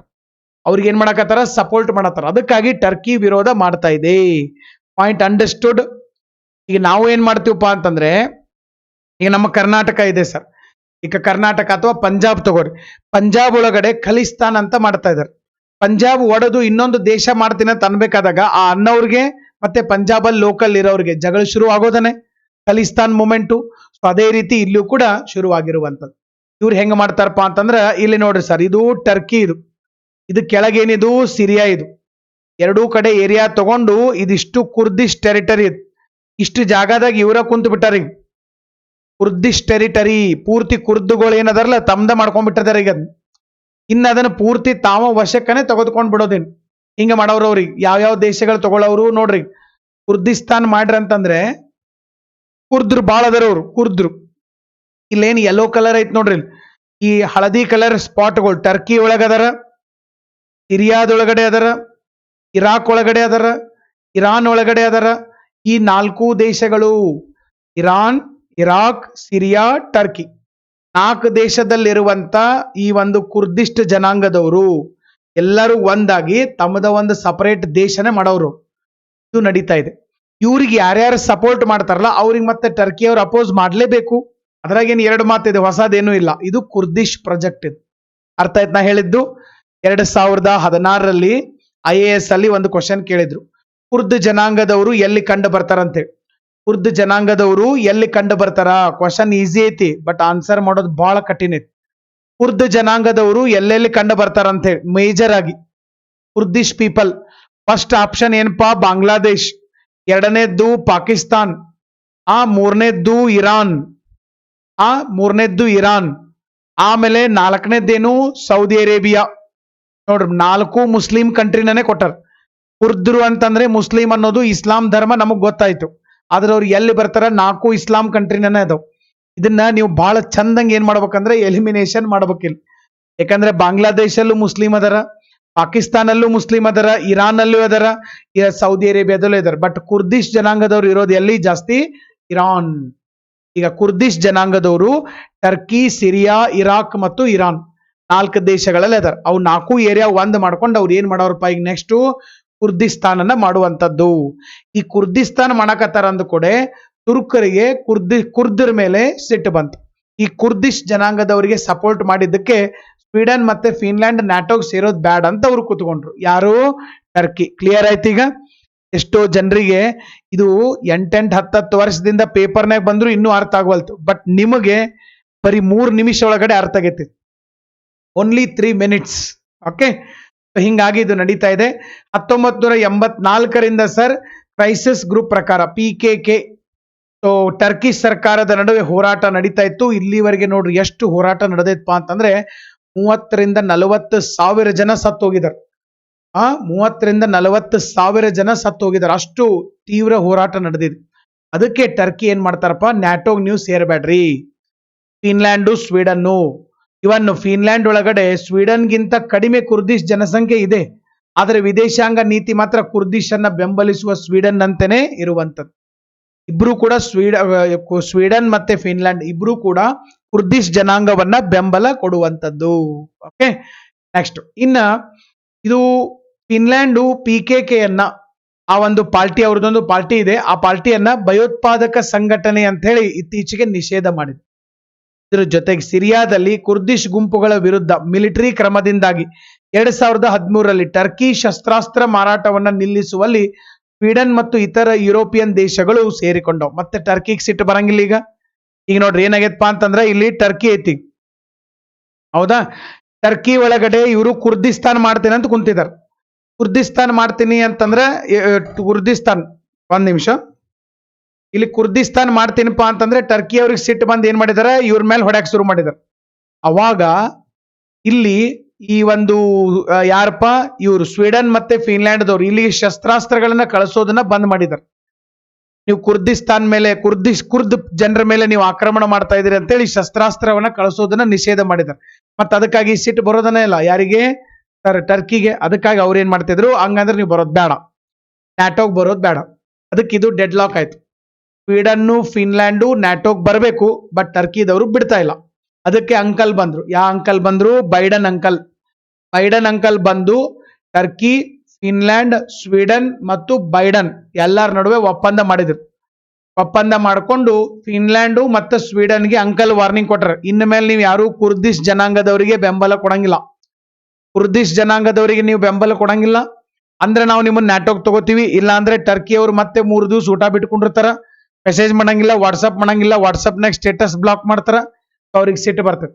ಮತ್ ಹಂಗ ಬಂತಂದ್ರೆ ನಾವು ನಿಮ್ದು ಏನ್ ಮಾಡ್ತೀವಿ? ಸೆಲೆಬ್ರೇಷನ್ ಮಾಡ್ತೀವಿ. ಅದಕ್ಕಾಗಿ ಈಗ ಫಿನ್ಲ್ಯಾಂಡ್ ಮತ್ತೆ ಸ್ವೀಡನ್ದವರು ಇಬ್ರು ಒಪ್ಕೊಂಡಿದ್ದಾರೆ. ಮೊದಲು ಅವರು ಬ್ಯಾಡ್ ಬಾಯ್ ಆಗಿದ್ರು, ಈಗ ಬ್ಯಾಡ್ ಬಾಯ್ ಹೋಗಿ ಏನಾಗಿದಾರ? ಗುಡ್ ಬಾಯ್ ಆಗಿದಾರ. ಇದರ ಜೊತೆಗೆ ಫಿನ್ಲ್ಯಾಂಡ್, ಸ್ವೀಡನ್ ಟರ್ಕಿ ಮೇಲೆ ಯಾವುದೇ ರೀತಿಯ ನಿರ್ಬಂಧಗಳನ್ನ ಹೇರಂಗಿಲ್ಲ. ಮತ್ತೆ ಯಾರ್ಯಾರು ಭಯೋತ್ಪಾದಕರಿದಾರ ಅವ್ರನ್ನೆಲ್ಲ ನಾವು ಹಸ್ತಾಂತರ ಮಾಡ್ತೀವಿ ಅಂತೇಳಿ ಕೂಡ ಒಪ್ಕೊಂಡಿದಾರ.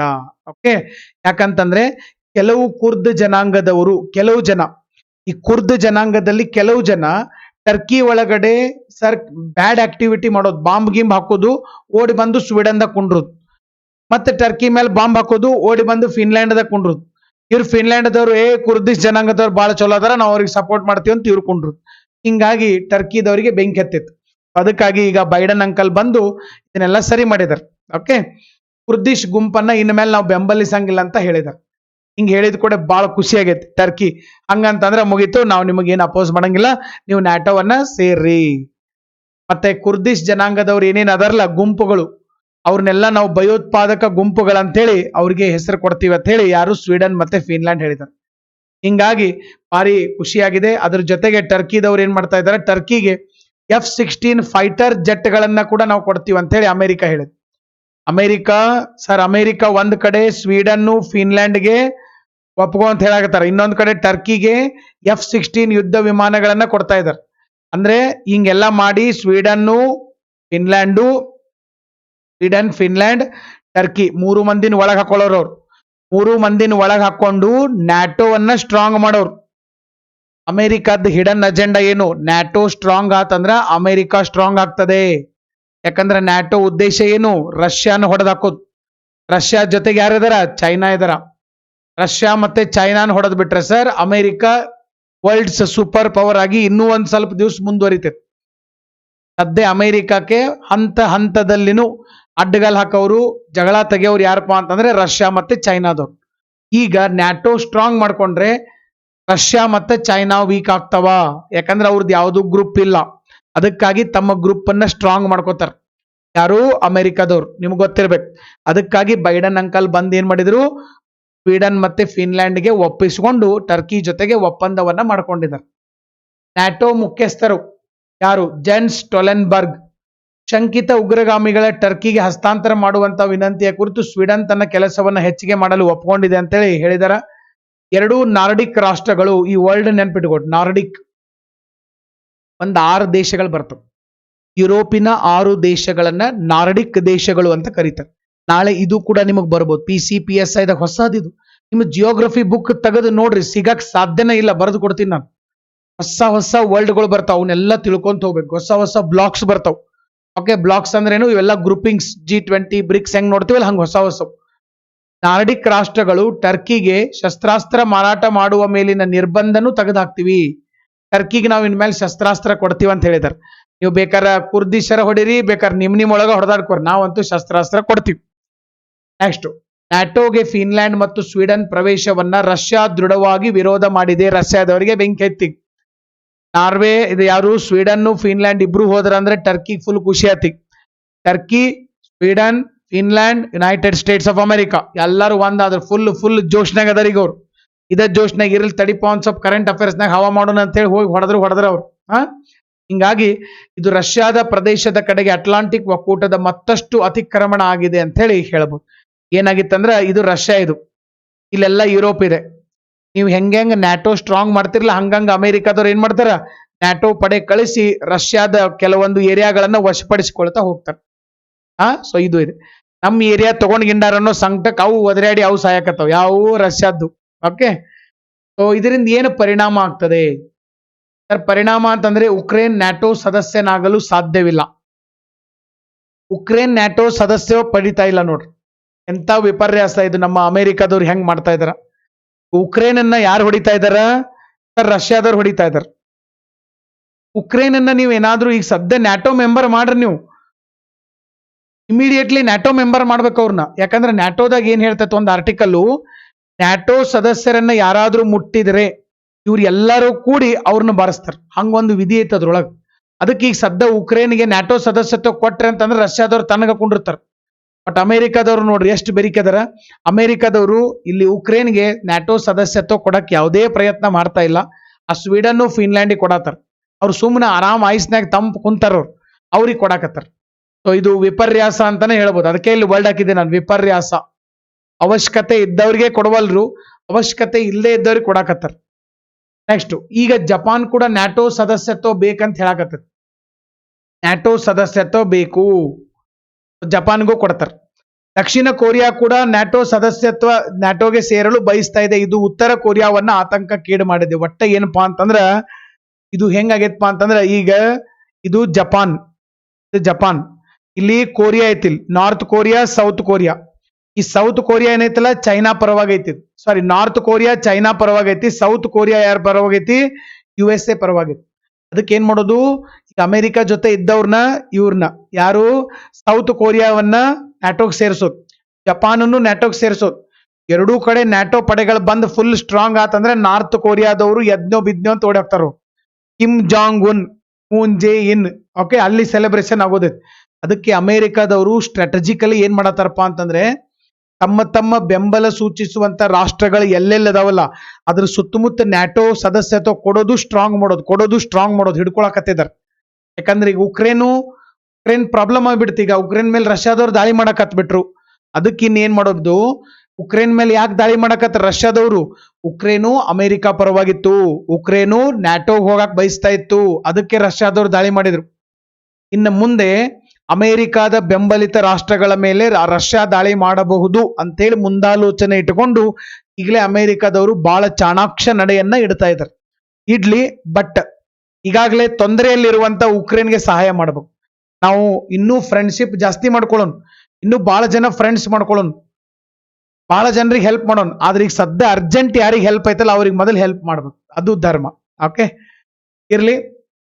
ನೆಕ್ಸ್ಟ್, ಆಗಲೇ ನಾನು ನಿಮಗೆ ಹೊಸ ವರ್ಡ್ ಹೇಳಿದೆ. ಏನಪ್ಪಾ ಅಂತಂದ್ರ ನಾರ್ಡಿಕ್ ದೇಶಗಳು ಅಂತ ಹೇಳಿ. ಈ ನಾರ್ಡಿಕ್ ದೇಶಗಳು ಅಂತಂದ್ರ, ಸರ್ ನಾರ್ಡಿಕ್ ಅಂತಂದ್ರೆ ಏನು? ಸ್ಕ್ಯಾಂಡಿನೇವಿಯಾದ ಲ್ಯಾಂಗ್ವೇಜ್ ಒಳಗಡೆ ನಾರ್ಡಿಕ್ ಅನ್ನುವಂತ ವರ್ಡ್ ಸ್ಕ್ಯಾಂಡಿನೇವಿಯನ್ ಇದ್ರೊಳಗಡೆ ಬರೋದು. ನಾರ್ಡಿಕ್ ಅನ್ನುವಂತ ವರ್ಡ್ ಸ್ಕ್ಯಾಂಡಿನೇವಿಯನ್ ಭಾಷೆ ಒಳಗಡೆ ಬರ್ತದೆ. ಇದರ ಅರ್ಥ ಏನು? ನಾರ್ದರ್ನ್ ಐಲ್ಯಾಂಡ್ಸ್, ಉತ್ತರದ ದ್ವೀಪಗಳು ಅಂತ ಹೇಳಿ ಅರ್ಥ. ಸ್ಕ್ಯಾಂಡಿನೇವಿಯನ್ ದ್ವೀಪಗಳು ಅಂದ್ರೂ ಒಂದೇ, ನಾರ್ಡಿಕ್ ಕಂಟ್ರೀಸ್ ಅಂದ್ರೂ ಒಂದೇ. ಅಲ್ಲಿ ಒಂದು ಆದಿವಾಸಿ ಜನಾಂಗ ಬರ್ತದೆ. ಪ್ರೆಸಿಡೆಂಟ್ಸ್ ಯಾರಪ್ಪ? ನಾರ್ಬ್ಡೋ ಅಂತ ಬರ್ತದೆ. ನಾರ್ಬ್ಡೋ ಅಂತಂದ್ರೆ ನಾರ್ತ್ ಅಲ್ಲಿ ಇರೋರು, ನಾರ್ತ್ ಡ್ವೆಲ್ಲರ್ಸ್. ಅದಕ್ಕಾಗಿ ನಾರ್ಡಿಕ್ ಕಂಟ್ರೀಸ್ ಅಂತ ಬಂದೈತೆ. ಇದ್ರ ಜೊತೆಗೆ ಸ್ಕ್ಯಾಂಡಿನೇವಿಯಾದ ದೇಶಗಳು ಅಂತಾನೂ ಕರೀತಾರೆ. ಸ್ಕ್ಯಾಂಡಿನೇವಿಯಾದ ದೇಶಗಳು ಅಂತಂದ್ರೆ 6 ದೇಶಗಳು ಬರ್ತಾವ. ಯಾವ್ದ್ಯಾವ್ದು? ಡೆನ್ಮಾರ್ಕ್.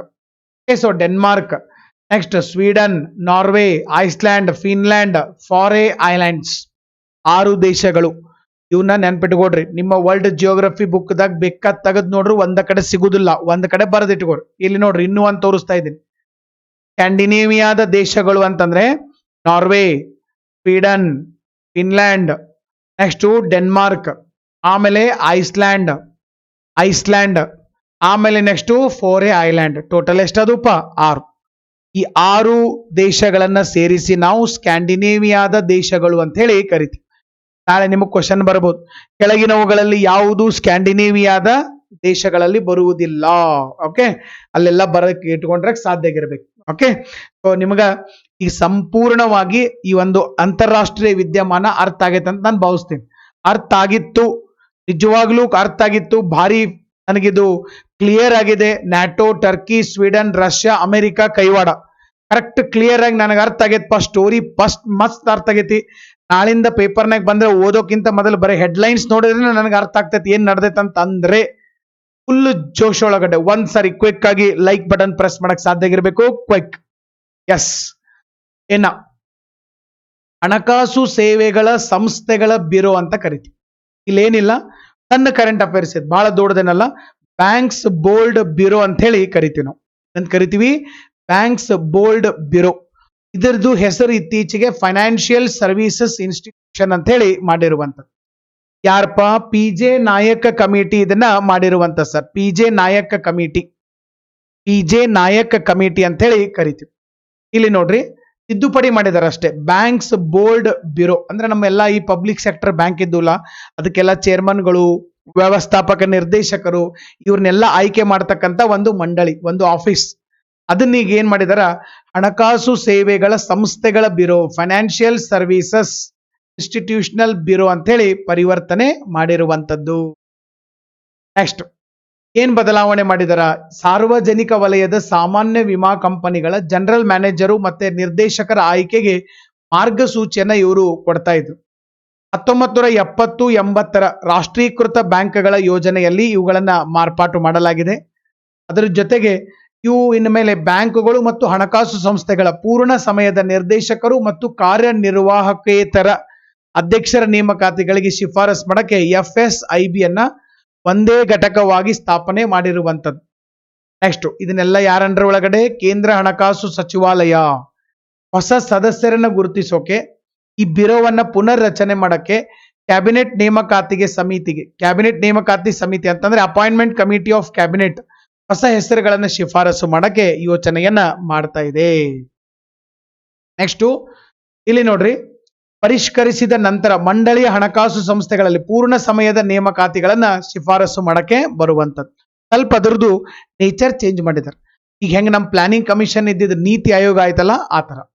ಬಟ್ ಈಗ ನೆಕ್ಸ್ಟ್ ನಾವು ಯಾವ್ದನ್ನ ಚೇಂಜ್ ಮಾಡಿದಾರೆ ಅದರ ಬಗ್ಗೆ ಕಂಪ್ಲೀಟ್ ನೋಡ್ಬೇಕು. ಬ್ಯಾಂಕ್ಸ್ ಬೋರ್ಡ್ ಬ್ಯೂರೋ BBB ಏನಪ್ಪಾ ಹಿಂಗಂದ್ರೆ, ಇದು RBI ನೇಮಿಸಿದ ನಾಯಕ್ ಸಮಿತಿಯ ಶಿಫಾರಸುಗಳ ಆಧಾರದ ಮೇಲೆ ಗವರ್ಮೆಂಟ್ ಆಫ್ ಇಂಡಿಯಾ, ಭಾರತ ಸರ್ಕಾರದ ಸ್ವಾಯತ್ತ ಸಂಸ್ಥೆ. RBI ಸಮಿತಿ ಯಾವುದು? ನಾಯಕ್ ಸಮಿತಿ. ನೆನ್ಪಿಟ್ಕೊಡ್ರಿ, ಯಾರು ಬ್ಯಾಂಕ್ಸ್ ಬೋರ್ಡ್ ಬ್ಯೂರೋ ಸ್ಥಾಪನೆಗೆ ಶಿಫಾರಸು ಮಾಡಿದ ಸಮಿತಿ ಯಾವುದು ಅಂತ ಕೇಳಿದಾಗ ನೀವು ಯಾವ್ದು ಬರಿಬೇಕು? ನಾಯಕ್ ಸಮಿತಿ. Next PSB public sector banks ಗಳು ಹಣಕಾಸು ಸಂಸ್ಥೆಗಳ ಕಾರ್ಯನಿರ್ವಾಹಕ ನಿರ್ದೇಶಕರು ಮತ್ತು ವ್ಯವಸ್ಥಾಪಕ ನಿರ್ದೇಶಕರು ಮತ್ತು ಮುಖ್ಯ ಕಾರ್ಯನಿರ್ವಾಹಕರನ್ನ ಆಯ್ಕೆ ಮಾಡುವ ಉದ್ದೇಶದಿಂದ 2016ರಲ್ಲಿ ಸರ್ಕಾರ ಇದನ್ನ ಸ್ಥಾಪನೆ ಮಾಡಿತು. ಹಣಕಾಸು ಸಚಿವಾಲಯವು ಪ್ರಧಾನಮಂತ್ರಿಗಳ ಕಚೇರಿಯೊಂದಿಗೆ ಸಮಾಲೋಚನೆ ಮಾಡಿ ನೇಮಕಾತಿಗಳ ಅಂತಿಮ ನಿರ್ಧಾರವನ್ನ ತೆಗೆದುಕೊಳ್ಳುವಂಥದ್ದು. Very very important. ಸ್ವಲ್ಪ ಇದ್ರ ಬಗ್ಗೆ ಏನು ಬಹಳ ಡೆಪ್ತ್ ಕ್ವಶನ್ ಬರುವುದಿಲ್ಲ. ಬಟ್ ಬ್ಯಾಂಕ್ ಬೋರ್ಡ್ ಬ್ಯೂರೋ ಅಂದ್ರೆ ಏನು, ಯಾವ ಸಮಿತಿ ಶಿಫಾರಸ್ಸಿನ ಮೇರೆಗೆ ಅದನ್ನ ಮಾಡಿದ್ರು, ಇದು ನಿಮಗೆ ಪಕ್ಕಾ ಮಾಹಿತಿ ಗೊತ್ತಿರಲೇಬೇಕು. ಎಕನಾಮಿಕ್ಸ್ ರಿಲೇಟೆಡ್ ಆದಂತಹ ಕರೆಂಟ್ ಅಫೇರ್ಸ್ ಇರುವಂತದ್ದು.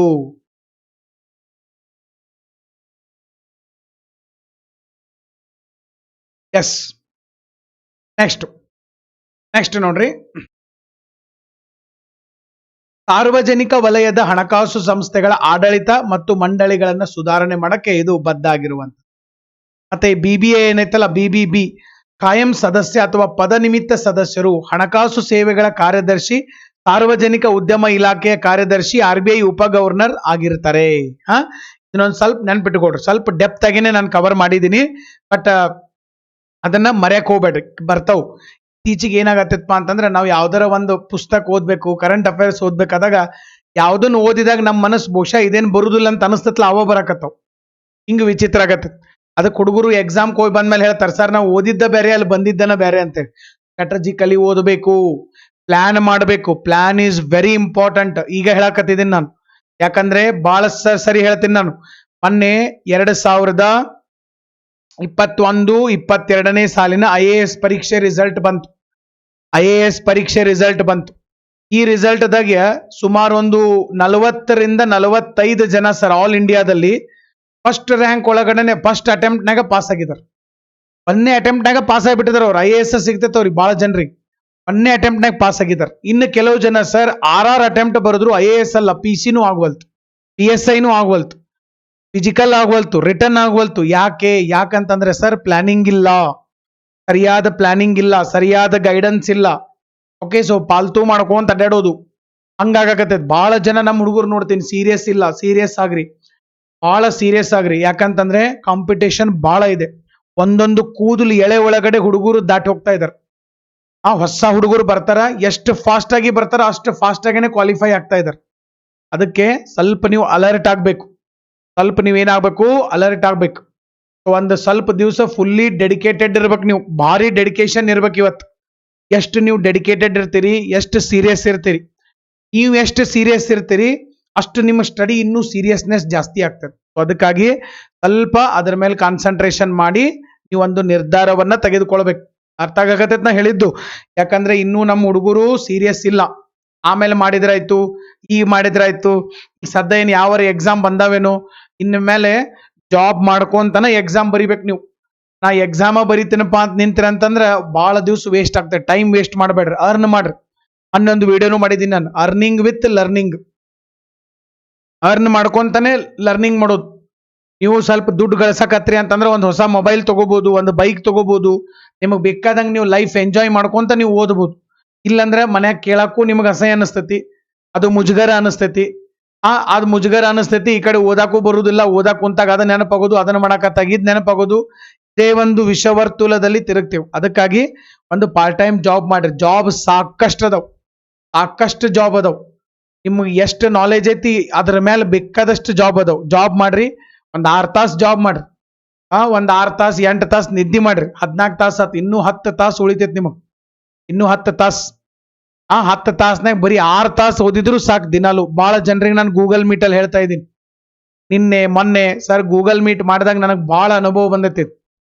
ಬಹಳ ವಿದ್ಯಾರ್ಥಿಗಳು ಟೈಮ್ ಸಿಕ್ಕಾಪಟ್ಟೆ ವೇಸ್ಟ್ ಮಾಡತ್ತಾರ. ಜಾಬ್ ಮಾಡ್ರಿ, ಜಾಬ್ ಮಾಡಿದ್ರೆ ಜಗತ್ತು ನಿಮ್ಮನ್ನ ನೋಡುವಂತಹ ಒಂದು ದೃಷ್ಟಿ ಬದಲಾಗ್ತದೆ. ಓಕೆ, ನೆನ್ಪಿಟ್ಕೊಂಡಿರಿ ಅದನ್ನ. ಏಕ ಬಳಕೆಯ ಪ್ಲಾಸ್ಟಿಕ್ ಅನ್ನ ನಿಷೇಧ ಮಾಡಿದರೆ ಭಾರತ ಸರ್ಕಾರ. ಏನಪ್ಪಾ ಇದು, ಬಹಳ ಮಂದಿಗೆ ಗೊತ್ತಿಲ್ಲ. ಏಕ ಬಳಕೆಯ ಪ್ಲಾಸ್ಟಿಕ್ ಅಂದ್ರೆ ಏನ್? ಏಕ ಬಳಕೆ ಪ್ಲಾಸ್ಟಿಕ್ ಅಂದ್ರೆ ಒನ್ ಟೈಮ್ ಯೂಸ್ ಮಾಡಿ ಒಗೆಯುವಂತ ಪ್ಲಾಸ್ಟಿಕ್. ಯಾವ್ಯಾವು? ನಾವೇನ್ ಮಾಡ್ತೀವಪ್ಪ, ಪ್ಲಾಸ್ಟಿಕ್ ಬ್ಯಾಗ್ ತಗೊಂಡ್ಬರ್ತೀವಿ. ಏನೋ ಸರ್ ಈಗ ಟಿಫಿನ್ ತರಕ್ ಹೋಗಿರ್ತೀವಿ, ಇಡ್ಲಿ ವಡೆ ಎಲ್ಲ ಪಾರ್ಸಲ್ ಕಟ್ಟಿಸ್ಕೊಂಡ್ ಬರ್ತೀವಿ. ಒನ್ ಟೈಮ್ ತಗೊಂಡ್ಬಂದು ಅದನ್ನ ಪ್ಲಾಸ್ಟಿಕ್ ಒಗೆದ್ ಬಿಡ್ತೀವಿ. ನೀರಿನ ಬಾಟ್ಲಿ ನೀರು ಕುಡಿತೀವಿ, ಪ್ಲಾಸ್ಟಿಕ್ ಒಗೆದ್ ಬಿಡ್ತೀವಿ. ಆಮೇಲೆ ಇಂಜೆಕ್ಷನ್ ಸಿರಿಂಜು ಇವೆಲ್ಲ ಏನ್ ಇಂಜೆಕ್ಷನ್ ಮಾಡ್ತಾರಲ್ಲ ಅದು ಪ್ಲಾಸ್ಟಿಕ್ ಒಂದ್ಸಲ ಮಾಡ್ತೀವಿ, ಒಗೆದ್ ಬಿಡ್ತೀವಿ. ಆಮೇಲೆ ಟ್ಯಾಬ್ಲೆಟ್ಸ್ಗಳ ಮೇಲೆ ಅಥವಾ ಯಾವುದೋ ಕಾಸ್ಮೆಟಿಕ್ಸು ಬಾಕ್ಸಸ್ಸು ಇವೆಲ್ಲ ಒನ್ ಟೈಮ್ ಯೂಸ್ ಮಾಡಿ ಒಗೆದ್ ಬಿಡ್ತೀವಿ. ಅಂತ ಪ್ಲಾಸ್ಟಿಕ್ ಅನ್ನ ನಿಷೇಧ ಮಾಡೋದು. ಎಲ್ಲ ಪ್ಲಾಸ್ಟಿಕ್ ನಿಷೇಧ ಮಾಡಂತ ಹೇಳಿಲ್ಲ ಮತ್ತೆ ಗೌರ್ಮೆಂಟ್. ಈಗ ನನ್ನ ಕೈಯಾಗಿದ್ ಪೆನ್ ಐತಿ, ಈ ಪೆನ್ನು ಪ್ಲಾಸ್ಟಿಕ್ ಅನೇ. ಇಲ್ಲಿ ಒಂದು ರಿಮೋಟ್ ಐತಿ, ಈ ರಿಮೋಟು ಪ್ಲಾಸ್ಟಿಕ್ ಅನೇ. ಇದನ್ನ ಮತ್ತೆ ಇವತ್ತೊಂದು ಕ್ಲಾಸ್ ಮುಗಿದ್ ಕೂಡ ಒಗ್ಯಂಗಿಲ್ಲ, ಮತ್ತೆ ಎಲ್ಲಿಂದ ತೊಗೊಂಬರು ನಾಮಲ್. ಇದು ಏಕ ಬಳಕೆ ಪ್ಲಾಸ್ಟಿಕ್ ಅಲ್ಲ. ಇದನ್ನ ನಾನೀಗ ಯೂಸ್ ಮಾಡಕತ್ತಾನೆ 1.5-2 ವರ್ಷ ಆಯ್ತು. ಇದನ್ನ ಯೂಸ್ ಮಾಡಕತ್ತಾನೆ 2 ವರ್ಷ ಆಯ್ತು. ಇವನ್ ಯೂಸ್ ಮಾಡ್ಬೋದು ನಾವು. ಬಟ್ ಆಮೇಲೆ ನಿಮ್ಮ ಗಾಡಿ 2 ವೀಲರು 4 ವೀಲರ್ನಾಗ ಮುಂದೆ ಡ್ಯಾಶ್ ಬೋರ್ಡು ಅವೆಲ್ಲ ಪ್ಲಾಸ್ಟಿಕ್ ಇರ್ತಾವ. ಅವೆಲ್ಲ ಏಕ ಬಳಕೆ ಪ್ಲಾಸ್ಟಿಕ್ ಅಲ್ಲ. ಕ್ಯಾರಿ ಬ್ಯಾಗ್ ತಗೊಂಡ್ಬರೋದು, ನೀರಿನ ಬಾಟ್ಲೆ, ಔಷಧ ಬಾಟಲ್ಲು, ಆಮೇಲೆ ಈ ಒಂದು ಟ್ಯಾಬ್ಲೆಟ್ಸ್ ಏನಿರ್ತಾವಲ್ಲ ಗುಳಿಗೆ ಪ್ಯಾಕೆಟ್ಗಳು, ಇವೆಲ್ಲ ಒಂದ್ ಸರಿ ಬಳಕೆ ಮಾಡಿ ಒಗೆಯುವಂತ ಪ್ಲಾಸ್ಟಿಕ್ಸ್ಗಳು. ಇವನ್ನ ನಿಷೇಧ ಮಾಡಬೇಕು. ಯಾಕಂದ್ರೆ ಅವು ಎನ್ವಿರಾನ್ಮೆಂಟ್ ಮೇಲೆ ಹಾನಿ ಮಾಡ್ತಾವ. ಯಾಕಪ್ಪ ಅಂತಂದ್ರೆ ಹೇಳ್ರಿ, ಈಗ ನಾವು ಏನ್ ಮಾಡ್ತೀವಿ, ಪ್ಲಾಸ್ಟಿಕ್ ಅನ್ನ ಬಳಸ್ತೀವಿ. ಬಳಸಿ ಏನ್ ಮಾಡ್ತೀವಪ್ಪ, ನಾವು ಇಡ್ಲಿ ವಡ ಎಲ್ಲ ಪಾರ್ಸಲ್ ತಗೊಂಬಂದು ಆಮೇಲೆ ಎತ್ತರ ಒಗೆದು ಬಿಡ್ತೀವಿ. ನೆಕ್ಸ್ಟ್ ಅದೇನಾಗ್ತತಿ, ಮಣ್ಣಿನೊಳಗಡೆ ಬೀಳ್ತದೆ. ಮಣ್ಣಿನೊಳಗಡೆ ಬೀಳೋದ್ರಿಂದ 2-3 ಪ್ರಾಬ್ಲಮ್ಗಳು ಬರ್ತಾವೆ. ಒಂದನೇದ್ದು ಮಳಿ ಬರ್ತದೆ. ಮಳಿ ಬಂದು ನೀರ್ ನಿಂತು ನೀರು ಮಣ್ಣಿನೊಳಗಡೆ ಇಂಗಿ ಒಳಗಡೆ ಅಂತರ್ಜಲ ಮಟ್ಟ ಹೆಚ್ಚಾಗಬೇಕು. ಬಟ್ ನೀವು ಫುಲ್ ಪ್ಲಾಸ್ಟಿಕ್ ಒಗೆದು ಬಿಟ್ರಿ ಅಂತಂದ್ರೆ ನೀರು ಪ್ಲಾಸ್ಟಿಕ್ ಮೇಲೆ ನಿಲ್ತೈತಿ, ಒಳಗೆ ಹೋಗುದಿಲ್ಲ. ಆಮೇಲೆ ಬಿಸಿಲು ಬಿಟ್ಟಾಗ ಆವಿಯಾಗಿ ಮತ್ತೆ ಮ್ಯಾಲೆ ಹೋಗ್ಬಿಡ್ತದೆ. ಅಂದ್ರೆ ಮಣ್ಣಿನೊಳಗಡೆ ನೀರಿನ ಅಂಶ ಕಡಿಮೆ ಆಯ್ತು, ತೇವಾಂಶ ಕಡಿಮೆ ಆಯ್ತು. ಮಣ್ಣಿನೊಳಗಡೆ ತೇವಾಂಶ ಕಡಿಮೆ ಆಗಕತ್ತೀವಿ ಅಂತಂದ್ರೆ ಬೀಜ ಮೊಳಕೆ ಒಡೆಯೋದು ಕಡಿಮೆ ಆಗ್ತದೆ. ಇದರ ಜೊತೆಗೆ ಎಷ್ಟೋ ಪ್ರಾಣಿಗಳು ಗೊತ್ತಾಗ್ಲಾರ್ದೆ ಬಣ್ಣ ಬಣ್ಣದ ಕಲರ್ ನೋಡಿ ಅಟ್ರಾಕ್ಟ್ ಆಗಿ ಹೋಗಿ ಪ್ಲಾಸ್ಟಿಕ್ ಅನ್ನೇ ತಿಂತಾವ್. ಪ್ಲಾಸ್ಟಿಕ್ ತಿನ್ನೋದ್ರಿಂದ ಆ ಪ್ರಾಣಿಗಳು ಸತ್ತು ಹೋಗ್ತಾವ್. ಆಮೇಲೆ ಪ್ಲಾಸ್ಟಿಕ್ಕು ಕೊಳೆಯೋದಿಲ್ಲ, ಅದು ಹಂಗೇನೇ ಉಳ್ಕೊಂತ ಹೋಗ್ಬಿಡ್ತದೆ. ಹಿಂಗಾಗಿ ಪ್ಲಾಸ್ಟಿಕ್ಕು ಬಹಳ ಪ್ರಾಬ್ಲಮ್. ಯಾವ ಪ್ಲಾಸ್ಟಿಕ್ಕು? ಏಕ ಬಳಕೆ ಪ್ಲಾಸ್ಟಿಕ್. ಉಳಿದಿದ್ವೆಲ್ಲ ಇಲ್ಲ. ಉಳಿದಿದ್ವೆಲ್ಲ ಈಗ ನಿಮ್ಮ ಮೊಬೈಲ್ ಕವರ್ನು ಏಕ ಬಳಕೆ ಪ್ಲಾಸ್ಟಿಕ್ ಅನ್ನೋದು. ಇವೆಲ್ಲ ಏನದಾವಲ್ಲ ಇವೆಲ್ಲ ಏಕ ಬಳಕೆ ಅಲ್ಲ. ಅಥವಾ ನಿಮ್ಮ ಮನೆ ಒಳಗಡೆ ಪ್ಲಾಸ್ಟಿಕ್ ಚಂಬು, ಆಮೇಲೆ ಪ್ಲಾಸ್ಟಿಕ್ದು ಕೊಡಗಳು, ಆಮೇಲೆ ಪ್ಲಾಸ್ಟಿಕ್ದು ಈ ಬಕೆಟು, ಇವೆಲ್ಲ ಏಕ ಬಳಕೆ ಅಲ್ಲವು, ಬಹಳ ದಿವಸ ತನ ಇರ್ತಾವ. ಅವನ್ ಯಾರು ಆ ನಮನಿ ಒಗ್ಯಂಗಿಲ್ಲ. ಅವೆಲ್ಲ ಎನ್ವಿರಾನ್ಮೆಂಟ್ ಮೇಲೆ ಅಷ್ಟು ಜಲ್ದಿ ಪರಿಣಾಮ ಬೀರೋದಿಲ್ಲ. ಬಟ್ ಇವು ಏಕ ಬಳಕೆ ಏನದಲ್ಲ ಸಿಕ್ಕಾಪಟ್ಟೆವು. ಆಮೇಲೆ ಪ್ಲಾಸ್ಟಿಕ್ ಸ್ಟ್ರಾಗಳು, ಪ್ಲಾಸ್ಟಿಕ್ ಧ್ವಜಗಳು, ಪ್ಲಾಸ್ಟಿಕ್ ಬೊಂಬೆಗಳು ಇವೆಲ್ಲ ಯಾವಾಗ ಬೇಕು ಅವಾಗ ನಾವು ಒಗೆದು ಬಿಡ್ತೀವಿ. ಇವನ್ನ ನಿಷೇಧ ಮಾಡ್ತಾ ಇದ್ದಾರೆ. ಓಕೆ, ಅಂದ್ರ ನಾನು ನಿಮ್ಗೆ ಏನ್ ಹೇಳಕ್ ಬಯಸ್ತಾ ಇದ್ದೀನಿ ಅಂತಂದ್ರ ಏಕ ಬಳಕೆ ಪ್ಲಾಸ್ಟಿಕ್ ಅಂದ್ರೆ ಏನನ್ನು ನಿಮಗ್ ಗೊತ್ತಾಗ್ಬೇಕು. ಅವಾಗ ನಿಮಗೆ ಕನ್ವಿನ್ಸ್ ಆಗ್ತದೆ ಸರ್ಕಾರ ಯಾಕೆ ಅದನ್ನ ನಿಷೇಧ ಮಾಡಿದ್ರು ಅಂತ ಹೇಳಿ. ನೀವು ಕೂಡ ಯೂಸ್ ಮಾಡೋದ್ ಬಿಡ್ರಿ. ಸೊ ಅದ್ರ ಬದಲಿಗೆಲ್ಲ ಪೇಪರ್ ಬ್ಯಾಗ್ಸ್ ಬಂದಿದಾವ್. ಈ ಪೇಪರ್ ಬ್ಯಾಗ್ಸ್ ಅನ್ನ ಯೂಸ್ ಮಾಡ್ರಿ. ಬಟ್ಟೆ ಚೀಲಗಳದಾವ, ಬಟ್ಟೆ ಚೀಲ ಯೂಸ್ ಮಾಡ್ರಿ. ಬಟ್ಟೆ ಚೀಲ ಬಂದಿದಾವ, ಈಗ ಬಟ್ಟೆ ಚೀಲ ಯೂಸ್ ಮಾಡ್ರಿ. ಎಷ್ಟೋ ಜನ ಪಾಪ ಆ ಬಟ್ಟೆಯನ್ನ ನೇವ್ರಿಗಾದ್ರೂ ಒಂದು ಜಾಬ್ ಸಿಗ್ತದೆ. ಇವನ್ ಪ್ಲಾಸ್ಟಿಕ್ ಮಾಡೋರ್ಗೂ ಜಾಬ್ ಸಿಗ್ತೈತಿ, ಬಟ್ ಅದರಿಂದ ಎನ್ವಿರಾನ್ಮೆಂಟಲಿ ಪ್ರಾಬ್ಲಮ್ ಐತಲ್ಲ, ಅದಕ್ಕಾಗಿ ಜುಲೈ 1 ನಿಷೇಧ ಆಗೈತಿ ಈಗ ಸದ್ಯ. ಬಟ್ ಇದು ಸರಿಯಾಗಿ ಅನುಷ್ಠಾನ ಆಗಬೇಕು, ಸರಿಯಾಗಿ ಅನುಷ್ಠಾನ ಆಗ್ಬೇಕು. ಅದು ಬಹಳ ಇಂಪಾರ್ಟೆಂಟ್ ಐತಿ. ಏಕ ಬಳಕೆಯ ಪ್ಲಾಸ್ಟಿಕ್ ನಿಷೇಧ ಜುಲೈ 1 ಈಗ ಸದ್ಯ ಜಾರಿಯಾಗಿದೆ. ಇದನ್ನ ಪಾಲನೆ ಮಾಡಕ್ಕೆ ವಿಶೇಷ ತಂಡಗಳು ರಚನೆ ಆಗಿದಾವ, ಪೋರ್ಟಲ್ ಮಾಡಿದಾರ, ನಿಯಂತ್ರಣ ಕೊಠಡಿಯನ್ನ ಮಾಡಿದಾರ. ಯಾರಾದ್ರೂ ಏಕ ಬಳಕೆ ಪ್ಲಾಸ್ಟಿಕ್ ಮಾಡ್ತಾ ಇದ್ರೆ ಅವ್ರ ಮೇಲೆ ದಂಡ ಕ್ರಮ ಕೈಗೊಳ್ಳಕ್ಕೆಲ್ಲ ಬೇರೆ ಬೇರೆ ಕಾರ್ಯಗಳನ್ನ ಮಾಡ್ತಾ ಇದ್ದಾರೆ. ಇನ್ನು ನೆಕ್ಸ್ಟ್ ನೋಡ್ರಿ, ಇದನ್ನ ಯಾರು ತಿಳಿಸಿದ್ರಪ್ಪ? ಭೂಪೇಂದರ್ ಯಾದವ್, ಕೇಂದ್ರ ಪರಿಸರ ಸಚಿವರು, ministry of environment and forest. 2021 August 21 ಇದನ್ನ ನಿಷೇಧ ಮಾಡಿ ಅಧಿಸೂಚನೆಯನ್ನು ಹೊರಡಿಸಲಾಗಿತ್ತು ಅವಾಗನೇ. ಇವತ್ತು ದೇಶದಲ್ಲಿ 683 ನೋಂದಾಯಿತ ಘಟಕಗಳಲ್ಲಿ ವರ್ಷಕ್ಕೆ 2.4 ಲಕ್ಷ ಟನ್ ಏಕ ಬಳಕೆಯ ಪ್ಲಾಸ್ಟಿಕ್ ತಯಾರು ಮಾಡ್ತಾ ಇದ್ದಾರೆ. ಬಟ್ ನಂದೊಂದು ಅಭಿಪ್ರಾಯ ಇದೆ ಸರ್, ಹಂಗೆ ನಂದೊಂದು ಅಭಿಪ್ರಾಯ ಹೇಳಿರ್ತೀನಿ, ನೀವು ಒಪ್ಕೋಬಹುದು ಅಥವಾ ಬಿಡಬಹುದು. ಈಗ ಜನರಿಗೆ ಏಕ ಬಳಕೆಯ ಪ್ಲಾಸ್ಟಿಕ್ ಉಪಯೋಗ ಮಾಡಬೇಡ್ರಿ, ಉಪಯೋಗ ಮಾಡಿದ್ರೆ ದಂಡ ಅಥವಾ ಇಷ್ಟು ದಿವಸ ಇದಕ್ಕೇನು ಜೈಲ್ ಶಿಕ್ಷೆ ಇರೋದಿಲ್ಲ, ಬಟ್ ದಂಡ ಇರ್ತೈತಿ. ಇದನ್ನ ಹೇಳ್ತಾ ಇದ್ದಾರೆ ಗೌರ್ಮೆಂಟ್. ಹೇಳಿ, ಇದ್ರ ಜೊತೆಗೆ ದೇಶದಲ್ಲಿ ಎಲ್ಲೆಲ್ಲಿ ಪ್ಲಾಸ್ಟಿಕ್ ತಯಾರಾಗ್ತಾ ಇದೆಯಲ್ಲ ಏಕ ಬಳಕೆ ಪ್ಲಾಸ್ಟಿಕ್, ಅದನ್ನ ಬಂದ್ ಮಾಡಿಸ್ಬಿಡ್ಬೇಕು. ಮೊದಲು ಪ್ರೊಡಕ್ಷನ್ನೇ ಬಂದ್ ಆತಂದ್ರೆ ಯೂಸ್ ಎಲ್ಲಿಂದ ಮಾಡ್ತಾರ? ಈಗ ಒಂದ್ ಸ್ವಲ್ಪ ದಿವಸ ಏನೋ ಮಾಡ್ತಾರ, ಅವ್ರ ಕಡೆ ಪ್ಲಾಸ್ಟಿಕ್ ಚೀಲಗಳು ಅದಾವ ಬಹಳಷ್ಟು ತಗೊಂಡ್ ಅಂದ್ರೆ ಅವ್ರು ಕದ್ದಾದ್ರೂ ಅದನ್ನ ಕೊಡವ್ರನೆ, ಅದನ್ನ ಏನು ಮಾಡಕ್ ಬರುದಿಲ್ಲ ನಮಗ್. ಸೊ ಅದು ಮುಗಿದ ಮೇಲೆ ಮತ್ತೆ ಅವ್ರು ಏನ್ ಮಾಡ್ಬೇಕು? ಆರ್ಡರ್ ಹಾಕ್ಬೇಕು. ನೀವು ಮ್ಯಾನುಫ್ಯಾಕ್ಚರಿಂಗ್ ಸ್ಟಾಪ್ ಮಾಡಿಬಿಟ್ರೆ ನೆಕ್ಸ್ಟ್ ಇಲ್ಲಿ ಏನಾಗ್ತೈತೆ ಅಂದ್ರೆ ಬರೋದನ್ನೇ ಇಲ್ಲ. ಓಕೆ, ಅವಾಗ ಜನ ಏನ್ ಮಾಡ್ತಾರಪ್ಪ, ಇಡ್ಲಿ ವಡ ಪ್ಲಾಸ್ಟಿಕ್ ಚೀಲದಾಗ ತಗೊಂಡ್ಬರಂಗಿಲ್ಲ. ಇಡ್ಲಿ ವಡ ಬೇಕಂದ್ರೆ ಮನೆಯಿಂದ ಡಬ್ಬಿ ತಗೊಂಡು ಹೋಗಿ ತಗೊಂಡ್ಬರ್ತಾರೆ. ಕೆಲವೊಂದು ಹೋಟೆಲ್ನಾಗ ನಾನು ನೋಡಿದ್ದೀನಿ, ಮನೆಯಿಂದನೇ ಡಬ್ಬಿ ತರಬೇಕು, ಪಾರ್ಸಲ್ಗೆ ಅಂತಾನೆ ಬರ್ದಿದ್ದಾರೆ, ಮನೆಯಿಂದ ಡಬ್ಬಿ ತಗೊಂಬರ್ರಿ ತಗೊಂಡು ಹೋಗ್ರಿ ಅಂತೇಳಿ. ಯಾಕಂದ್ರೆ ಪ್ಲಾಸ್ಟಿಕ್ ಅನ್ನು ನಿಷೇಧ ಮಾಡಿದಾಗ ಮತ್ತೆ ಏನು ಮಾಡಕ್ ಬರಂಗಿಲ್ಲ, ಅದಕ್ಕೆ ಆಲ್ಟರ್ನೇಟಿವ್ ಅದು. ಓಕೆ, ಆಮೇಲೆ ಇನ್ನು ಕೆಲವೊಂದಕ್ಕೆ ನಾವು ಆಲ್ಟರ್ನೇಟಿವ್ ಮಾಡಕ್ ಬರುದಿಲ್ಲ. ಕೆಲವೊಂದು ಸರ್ ಅದನ್ನು ಹೇಳಿರ್ತೀನಿ ನಿಮಗೆ, ಈ ಪ್ಲಾಸ್ಟಿಕ್ ಬಾಟಲ್ಗಳನ್ನ ನಿಷೇಧ ಮಾಡ್ರಿ ಅಂತಂದ್ರೆ ಬರುದಿಲ್ಲ. ನಾವೆಲ್ಲ ನೀರಿನ ಬಾಟ್ಲೆ ನೀರು ಕುಡಿತೀವಿ, ಹೌದಾ? ಅದನ್ನ ನೀರಿನ ಬಾಟ್ಲೆ ನಮ್ಮ ಪ್ಲಾಸ್ಟಿಕ್ ನಿಷೇಧ ಮಾಡ್ರೆ ಮತ್ತೆ ಎದ್ರಾಗ ನೀರು ಕುಡಿಬೇಕು? ಇನ್ನು ಗ್ಲಾಸಿಂದ ನೀರು ತೊಗೊಂಬರ್ಬೇಕಾ ಅಥವಾ ತಗಡಿಂದು ಬಾಟಲ್ ಮಾಡ್ಬೇಕಾ ಏನೂ ಗೊತ್ತಿಲ್ಲ. ಆಮೇಲೆ ನೆಕ್ಸ್ಟು ಇಂಜೆಕ್ಷನ್ಗಳು, ಔಷಧ ಬಾಟಲ್ಗಳು. ಮೊದಲೆಲ್ಲ ಔಷಧ ಬಾಟಲ್ಗಳು ಗ್ಲಾಸಿನೂ ಬರ್ತಿದ್ವು, ಈಗೆಲ್ಲ ಪ್ಲಾಸ್ಟಿಕ್ ಅದಾವು. ಅವನ್ನೆಲ್ಲ ಈಗ ಮತ್ತೆ ಗ್ಲಾಸಿಂದ ಮಾಡಕ್ಕೂ ಆಗಂಗಿಲ್ಲ. ಅದನ್ನ ಏನು ಸೊಲ್ಯೂಷನ್ ಅನ್ನೋದನ್ನು ಗೌರ್ಮೆಂಟ್ ಹೇಳ್ಬೇಕು. ನನ್ನ ಪ್ರಕಾರ ಗೌರ್ಮೆಂಟ್ ತೆಗೆದುಕೊಂಡಂತ ಕ್ರಮ ಕರೆಕ್ಟ್ ಇದೆ, ಆದ್ರೆ ಅದಕ್ಕಿಂತ ಪೂರ್ವದಲ್ಲಿ ಆ ಪ್ಲಾಸ್ಟಿಕ್ ಬಳಸಬೇಡ್ರಿ ಅಂತಂದ್ರೆ ಅದ್ರ ಬದಲಿ ಅವ್ರಿಗೆ ಏನಾರು ಪರ್ಯಾಯ ಕೊಡ್ಬೇಕಲ್ಲ. ಈಗ ನೀರಿನ ಬಾಟ್ಲು ಒಂದ್ ಸರಿ ಬಳಕೆ ಮಾಡಿ ನಾವು ಒಗಿತೀವಿ, ಅದನ್ನ ಬ್ಯಾಡಪ್ಪ ಆ ಪ್ಲಾಸ್ಟಿಕ್ ಬ್ಯಾನ್ ಮಾಡತ್ತೀವಿ ಅಂತಂದ್ರೆ ಅದ್ರ ಬದಲಾಗಿ ಏನಾರು ಒಂದು ತಗೊಂಡ್ಬರ್ಬೇಕು. That is very important. But ಅದನ್ನ ಇನ್ನು ಮುಂದೆ ಬರಬಹುದು. ಬಟ್ ಈಗ ಏಕ ಕ್ಯಾರಿ ಬ್ಯಾಗು ಇದನ್ನೆಲ್ಲ ಒಂದ್ ಸ್ವಲ್ಪ ಪ್ಲಾಸ್ಟಿಕ್ ಅನ್ನ ಬ್ಯಾನ್ ಮಾಡ್ತಾ ಇದ್ದಾರೆ. 10% 35% ಪ್ಲಾಸ್ಟಿಕ್ ತ್ಯಾಜ್ಯ ಬಳಕೆ ಪ್ಲಾಸ್ಟಿಕ್ ನಿಂದಲೇ ಉತ್ಪಾದನೆ ಆಗ್ತಾ ಇದೆ. ಪ್ಲಾಸ್ಟಿಕ್ ಬಹಳ ಆಗ್ತಾ ಇದೆ ಅಂತ ಹೇಳಿ ಕೇಂದ್ರ ನಿಯಂತ್ರಣ ಮಂಡಳಿಯವರು ಇಲ್ಲಿ ಹೇಳಿರುವಂತದ್ದು. 2020-21 ದೇಶದಲ್ಲಿ 41.27 ಲಕ್ಷ ಟನ್ ಪ್ಲಾಸ್ಟಿಕ್ ತ್ಯಾಜ್ಯ ಸೃಷ್ಟಿಯಾಗಿತ್ತು. ಕೆಲವೊಂದು ಊರಿಂದ ನೀವು ಹೊರಗಡೆ ಹೋಗ್ಬೇಕಾದಾಗ ಒಂದ್ ಕಡೆ ತ್ಯಾಜ್ಯ ಸಂಗ್ರಹಣೆ ಮಾಡಿರ್ತಾರ, ಅದನ್ನ ನೋಡ್ಬಿಟ್ರೆ ಗೊತ್ತಾಗ್ತತಿ ನಾವು ಭೂಮಿಯನ್ನ ಎಷ್ಟು ಹಾಳು ಮಾಡ್ತಾ ಇದ್ದೀವಿ, ನಮ್ಮ ಪರಿಸರ ಎಷ್ಟು ಕಲುಷಿತ ಆಗಿದೆ. ನಮ್ಮ ಕಾಲ ಮೇಲೆ ಅಲ್ಲ, ನಮ್ಮ ತಲೆ ಮೇಲೆ ನಾವು ಕಲ್ಲು ಚಲ್ಕೋತಾ ಇದ್ವಿ. ಇಟ್ಟು ದಿವ್ಸ ಕಾಲ ಮೇಲೆ ಚಲ್ಕೊಂಡಿದ್ದೀವಿ, ಓಕೆ, ಅದು ಕಾಲ ಮೇಲೆ ಚಲ್ಕೊಂಡ್ರೆ ಕಾಲಿಗೆ ಏನಾರು ಆಗ್ತೈತಿ, ತಲೆ ಮೇಲೆ ಚಲ್ಕೊಳಕತ್ತಿದ್ವಿ ನಾವು, ಅಂದ್ರೆ ಜೀವಕ್ಕನೇ ಕೂತು ತರ್ತಾ ಇದ್ವಿ. ಓಕೆ, ನೆಕ್ಸ್ಟ್ ಯಾವೆಲ್ಲ ವಸ್ತುಗಳು ನಿಷೇಧ ನೋಡ್ರಿ. ನಿಷೇಧ ಆದಂತ ವಸ್ತುಗಳಲ್ಲಿ ಕೊಟ್ಟಿದಾರ, ಪ್ಲಾಸ್ಟಿಕ್ ಕಡ್ಡಿ, ಏರ್ಬಡ್ಸು, ಆಮೇಲೆ ಕಡ್ಡಿ ಬಲೂನು, ಪ್ಲಾಸ್ಟಿಕ್ ಧ್ವಜ, ಕ್ಯಾಂಡಿ, ಐಸ್ ಕ್ರೀಮ್ ಕಡ್ಡಿ, ಆಮೇಲೆ ಥರ್ಮಾಕೋಲು, ಪ್ಲಾಸ್ಟಿಕ್ ತಟ್ಟೆ, ಲೋಟ, ಇವೆಲ್ಲ ಸಿಕ್ಕಾಪಟ್ಟೆ. ಈಗಂತೂ ಬೇರೆ ಬೇರೆ ಕಡೆ ಟ್ರಿಪ್ ಮಾಡೋದು, ಥರ್ಮಾಕೋಲು, ಪ್ಲಾಸ್ಟಿಕ್ ತಟ್ಟೆ, ಲೋಟ ತಗೊಂಡು ಹೋಗೋದು, ಒಗೆಯೋದು ಬರೋದು, ಫೋರ್ಕು, ಕತ್ತರಿ, ಇಂಥವೆಲ್ಲ ಬಹಳ ಇದನ್ನ ಮಾಡ್ತಾ ಇದ್ದಾರೆ.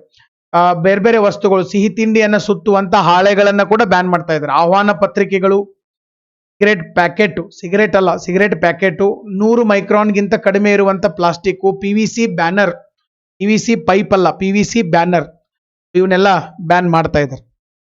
ಓಕೆ, ಇನ್ನು ನೆಕ್ಸ್ಟ್ ನಮ್ಮ ಪ್ರಾರಂಭ IAS ಬ್ಯಾಚ್ ಕೋರ್ಸ್ ಇದೆ. ಆಕ್ಚುಲಿ ಶುರು ಆಗಿದೆ. ಸೊ ಮೊನ್ನೆನೆ ಶುರು ಆಗಿದೆ. ಸೊ ಬಹಳ ಅದ್ಭುತವಾಗಿ ಶುರುವಾಗಿದೆ ಈಗಾಗಲೇ. ಸೊ ಸಾಕಷ್ಟು ಜೋಶ್ ಒಳಗಡೆ ಇದ್ದಾರೆ ಹುಡುಗರು. ಮೀನ್ಸ್ ಬಗ್ಗೆ ಸ್ವಲ್ಪ, ಪ್ರಿಲಿಮ್ಸ್ ಬಗ್ಗೆ ಎಲ್ಲ ಐಡಿಯಾಗಳನ್ನ ಕೊಡ್ತಾ ಇದೀವಿ. ಸ್ಟ್ರಾಟಜಿ ಕ್ಲಾಸಸ್ಗಳನ್ನ ಮಾಡ್ತಾ ಇದೀವಿ. ಸೊ ಕನ್ನಡ ಮಾಧ್ಯಮದ ಪ್ರಪ್ರಥಮ ಬಾರಿಗೆ ಕನ್ನಡ ಮಾಧ್ಯಮದಲ್ಲಿ ಆನ್ಲೈನ್ ನಲ್ಲಿ ರಾಜ್ಯದಲ್ಲೇ ಮೊದಲ ಬಾರಿಗೆ ಈ ಒಂದು ಕೋರ್ಸ್ ಶುರುವಾಗಿದೆ. ಕನ್ನಡ ಮತ್ತೆ ಇಂಗ್ಲಿಷ್ ಒಳಗಡೆ ಇರುವಂತದ್ದು. ಕೆಲವೇ ದಿನಗಳಲ್ಲಿ ನಾನು geography, economics, modern Indian history, doubt clearing session ಎಲ್ಲಾ ಕ್ಲಾಸ್ಗಳನ್ನ ಶುರು ಮಾಡ್ತಾ ಇದ್ದೀನಿ. ಆಮೇಲೆ ಈಗಾಗಲೇ ಅವರಿಗೆ NCERT ಎಲ್ಲ PDF ಅನ್ನ ಕೊಟ್ಟಿದೆ ನಮ್ಮ ವಿದ್ಯಾರ್ಥಿಗಳಿಗೆ. ಕನ್ನಡ ಮೀಡಿಯಂ ಸ್ಕೂಲ್ ಬುಕ್ಸ್ ಕೂಡ ನಾವು PDF ರೂಪದಲ್ಲಿ ಎಲ್ಲಾನು ಕೊಡ್ತಾ ಇದೀವಿ. ಯಾವ್ಯಾವ ಓದ್ಬೇಕಲ್ಲ ಎಲ್ಲಾನು ಕೊಡ್ತಾ ಇದೀವಿ. ಡೌಟ್ ಕ್ಲಿಯರಿಂಗ್ ಸೆಷನ್ ಕೂಡ ಶುರು ಆಗ್ತಾ ಇದೆ. ತಾವು ಕೂಡ ಇಂಟ್ರೆಸ್ಟ್ ಇದ್ರೆ ಆ ಒಂದು ಬ್ಯಾಚ್ಗೆ ಪ್ರಾರಂಭದಲ್ಲಿ ತಾವು ಕೂಡ ಈ ಒಂದು ತಮ್ಮ ತಯಾರಿಯನ್ನ ಪ್ರಾರಂಭ ಮಾಡಬಹುದು. ಮತ್ತೆ ಇದರಿಂದ ನಿಮ್ಮ ಮುಂದಿನ IAS ಪರೀಕ್ಷೆ, KAS ಪರೀಕ್ಷೆಗೆ ಕೂಡ ಹೆಲ್ಪ್ ಆಗ್ತದೆ. ಪ್ರಿಪೇರ್ ಆಗೋದೇ ಆಗ್ತೀವಿ. IAS ಲೆವೆಲ್ಗೆ ಪ್ರಿಪೇರ್ ಆಗ್ಬಿಟ್ರೆ ಉಳಿದಿದ್ದು ಎಲ್ಲ ಈಸಿ ಹಾಕೊಂತ ಹೋಗ್ತು. ಪ್ರಿಪೇರ್ ಆಗ್ಬೇಕಾದಾಗ ಲೋ ಲೆವೆಲ್ ಪ್ರಿಪೇರ್ ಆಗಿ ಮತ್ತೆ ಕೋಚಿಂಗ್ ತಗೊಳ್ಳುವಂತ ಅವಶ್ಯಕತೆ ಬರುವುದಿಲ್ಲ. ಇದು ನನ್ನ ಪರ್ಸನಲ್ ಒಪಿನಿಯನ್. ಆಫೀಸ್ ನಂಬರ್ ಕೂಡ ಇದೆ, ತಾವು ಕಾಲ್ ಮಾಡಿ ಅದರ ಬಗ್ಗೆ ವಿಚಾರಣೆಯನ್ನ ಮಾಡಬಹುದು. ಇನ್ನು ನೆಕ್ಸ್ಟ್ ವಾಯ್. ಸೊ ವಾಯ್ ಎನ್ನುವಂತಹ ಒಂದು ಕದನ ಇಲ್ಲಿ ಬಂದಿರುವಂತದ್ದು. ವಾಯ್ ಕದನ, ಬ್ಯಾಟಲ್ ಆಫ್ ವಾಯ್. ಸರ್ ಏನಿದು ವಾಯ್ ಕದನ? ಯಾಕೆ ಸುದ್ದಿಯಲ್ಲಿದೆ ಅಂತಂದ್ರೆ, ಮೊಘಲರು ಮತ್ತು ಮರಾಠರ ನಡುವೆ ಇದ್ದಂತಹ ಒಂದು ಯುದ್ಧ ಇತ್ತು. ಮೊಘಲ್ ಸಾಮ್ರಾಜ್ಯ ಮತ್ತು ಮರಾಠರ ನಡುವೆ ಇದ್ದಂತ ಒಂದು ಯುದ್ಧ 1687ರಲ್ಲಿ ನಡೀತು. ಶರತ್ ಕಾಲದಲ್ಲಿ ವಾಯ್ ಕದನ ನಡೀತು. ಸರ್ಜಾ ಖಾನ್ ನೇತೃತ್ವದ ಮೊಘಲ್ ಸೈನ್ಯವನ್ನು ವಿರೋಧಿಸಲು ಸಂಭಾಜಿ ಯಾರು? ಶಿವಾಜಿಯ ಮಗ. ಸಂಭಾಜಿ ತನ್ನ ಸೇನಾಪತಿ ಹಂಬಿರಾವ್ ಮೋಹಿತೆ ಅಡಿಯಲ್ಲಿ ತನ್ನ ಸೈನ್ಯವನ್ನ ಕಳುಹಿಸಿದ. ಮೊಘಲರು ಮತ್ತು ಮರಾಠರ ನಡುವೆ ವೈ ಮತ್ತು ಮಹಾಬಲೇಶ್ವರ ಬಳಿಯ ದಟ್ಟವಾದ ಕಾಡಿನಲ್ಲಿ ಈ ಯುದ್ಧ ನಡೀತು. ಅಂತಿಮವಾಗಿ ಮರಾಠರು ಇಲ್ಲಿ ವಿಜಯಶಾಲಿ ಆದ. ವೈ ಕದನ ಕೆಲವು ಜನ ನೀವು ನಮ್ಮ ಮಧ್ಯ ಭಾರತದ ಇತಿಹಾಸದಲ್ಲಿ ಓದಿರಬಹುದು, ಕೆಲವು ಜನ ಓದಿರೋದಿಲ್ಲ. ಸಂಭಾಜಿ ಯಾರು? ಸಂಭಾಜಿ ಗೊತ್ತೈತಲ್ಲ ನಿಮಗೆ, ಶಿವಾಜಿ, ಛತ್ರಪತಿ ಶಿವಾಜಿ ಚಕ್ರವರ್ತಿ, ಛತ್ರಪತಿ ಶಿವಾಜಿಯ ಹಿರಿಯ ಮಗ ಸಂಭಾಜಿ. ತಂದೆಯ ಮರಣದ ನಂತರ ಎಲ್ಲ ಇವರೇ ಆಡಳಿತಗಾರರಾದರು. ಸಾಮ್ರಾಜ್ಯದ 2ನೇ ಆಡಳಿತಗಾರ. ಮರಾಠ ಸಾಮ್ರಾಜ್ಯವನ್ನ 9 ವರ್ಷಗಳ ಅವಧಿಗೆ ಆಳಿದಂತಹ ದೊರೆ. ಇನ್ನು ನೆಕ್ಸ್ಟ್, ತಮ್ಮ ಜನರ ಮತ್ತು ಅವರ ನಂಬಿಕೆಗಳನ್ನ ರಕ್ಷಣೆ ಮಾಡಕ್ಕೆ ತನ್ನ ಜೀವವನ್ನ ತ್ಯಾಗ ಮಾಡಿದ್ದಕ್ಕಾಗಿ ಅವರನ್ನ ಸ್ಮರಿಸಲಾಗ್ತದೆ. ಇನ್ನು ನೆಕ್ಸ್ಟ್ 1687ರಲ್ಲಿ ವೈ ಕದನದಲ್ಲಿ ಸಂಭಾಜಿಯ ಪ್ರಮುಖ ಕಮಾಂಡರ್ ಹಂಬಿರಾವ್ ಮೋಹಿತೆ ಮೊಘಲ್ ಪಡೆಗಳಿಂದ ಕೊಲ್ಲಲ್ಪಟ್ಟ. ನಾ ಯಾಕೆ ಇದನ್ನ ಹೇಳ್ತಾ ಇದ್ದೀನಪ್ಪ ಅಂತಂದ್ರೆ, ಮೊನ್ನೆ ನಮ್ಮ ಕನ್ನಡಪ್ರಭ ನ್ಯೂಸ್ ಪೇಪರ್ ಒಳಗಡೆ ವೈ ಕದನದ ಬಗ್ಗೆ ಒಂದು ಬಹಳ ಬೆಸ್ಟ್ ಆರ್ಟಿಕಲ್ ಬಂದಿತ್ತು. ಆ ಆರ್ಟಿಕಲ್ ಬಂದಾಗ ನನಗೆ ಅನಿಸ್ತು, ಇದನ್ನ ನಮ್ಮ ಹುಡುಗರಿಗೆ ಹೇಳ್ಬೇಕು ನಾನು. ಬಹಳ ನಾಳೆ ಏನಾದ್ರೂ ಬರಬಹುದು ಕ್ವಶನ್. ಎಷ್ಟೋ ಜನ ಇದನ್ನ ಓದಿರುವುದಿಲ್ಲ ಹಿಸ್ಟ್ರಿ ಒಳಗಡೆ. ನಂತರ ಮರಾಠ ಸೈನ್ಯ ಛಿದ್ರ ಆಗಕ್ ಪ್ರಾರಂಭ ಆಯ್ತು, ಮರಾಠ ಸೈನ್ಯ. ಆಮೇಲೆ ನೆಕ್ಸ್ಟ್ ಪರೋರ್ ಅವನ ಸ್ವಂತ ಸಂಬಂಧಿಕರಿಂದನೇ ಬೇಹುಗಾರಿಕೆಯನ್ನು ನಡೆಸಿದ್ರು. ಮುಂದೇನಾತ್ಪ ಅಂತಂದ್ರೆ ಮೋಸಗಳು. ಸಂಭಾಜಿ ಮತ್ತು ಅವನ ಸಲಹೆಗಾರನ ಫೆಬ್ರವರಿ 1689ರಲ್ಲಿ ಸಂಗಮೇಶ್ವರದಲ್ಲಿ ಯುದ್ಧದಲ್ಲಿ ಮುಕರಬ್ ಖಾನ್ ಮೊಘಲ್ ಪಡೆಗಳು ಬಂಧಿಸಿ ಔರಂಗಜೇಬನ ಪಡೆಗಳಿಂದ ಇಂದಿನ ಅಹಮದ್ ನಗರ ಜಿಲ್ಲೆಯ ಬಹುದರ್ಗಾಡ್ಗೆ ಕರೆದೊಯ್ದರು. ಸಂಭಾಜಿ ಮತ್ತೆ ಇತರರನ್ನ ಮೊಘಲ್ ಪಡೆಗಳು ಅಂತಿಮವಾಗಿ ಮರಣದಂಡನೆಯನ್ನ ವಿಧಿಸಲಾಯಿತು. ಅವಾಗ್ಲೂ ಹಿಂಗೆ ಸರ್, ದೊಡ್ಡ ದೊಡ್ಡ ಚಕ್ರವರ್ತಿಗಳನ್ನ ಇದೇ ರೀತಿ ಮಾಡಿದಂಥದ್ದು. ಇನ್ನು ನೆಕ್ಸ್ಟ್ ವಿಶ್ವ ಕ್ರೀಡಾ ಪತ್ರಕರ್ತರ ದಿನ. Very very important. ಯಾವಾಗಪ್ಪ? ಜುಲೈ 2. ಯಾರಾದ್ರೂ ಪತ್ರಕರ್ತರಿದ್ರೆ ಒಂದು 4 ಜನ ಏನೋ ಪತ್ರಕರ್ತರಿದಾರ ನಮ್ಮ ವಿದ್ಯಾರ್ಥಿಗಳಲ್ಲಿ. ಅವ್ರು ಹೇಳ್ಕೊಂಡಿದ್ರು ಕೆಲವು ಸಲ ಕಾಲ್ ಮಾಡಿದಾಗೆಲ್ಲ. ತಮಗೂ ಕೂಡ ಪತ್ರಕರ್ತರ ದಿನದ ಶುಭಾಶಯಗಳು. ವಿಶ್ವ ಕ್ರೀಡಾ ಪತ್ರಕರ್ತರ ದಿನ ಇದೆ. 1 ನಿಮಿಷ.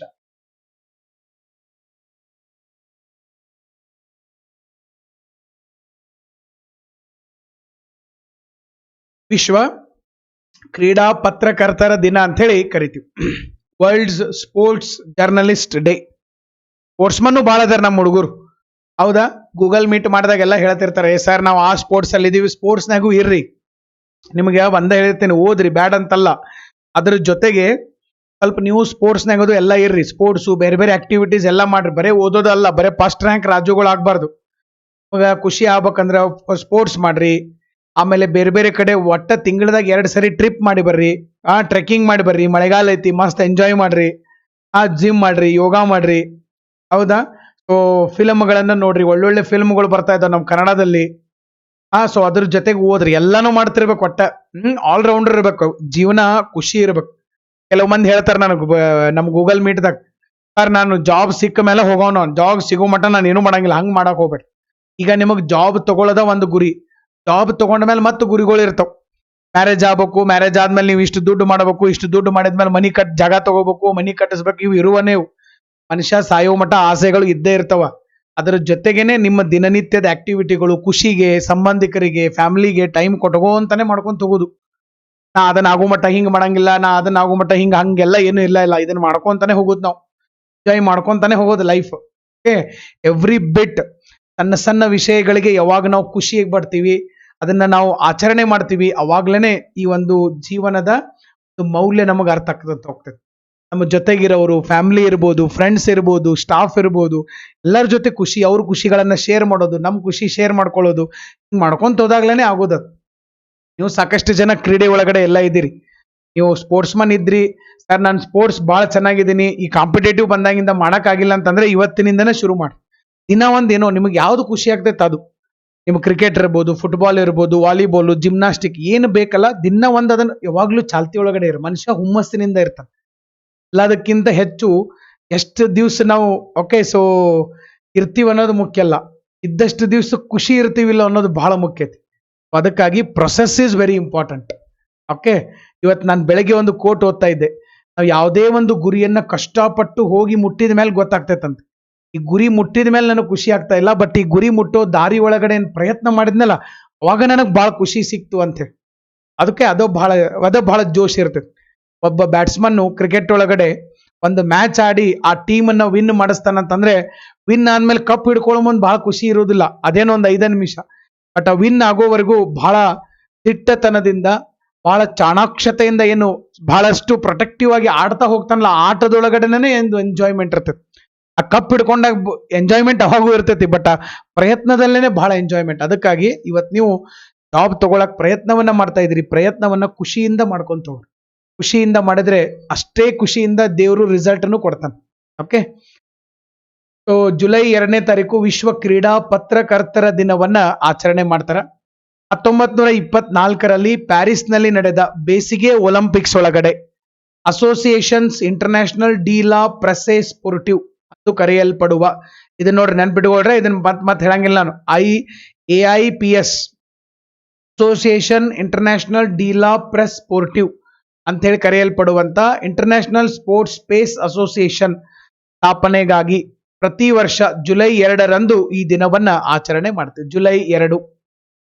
ಇನ್ನು July 2 International Sports Press Association 98ನೇ ವಾರ್ಷಿಕೋತ್ಸವವನ್ನು ಆಚರಣೆ ಮಾಡ್ತಾರೆ.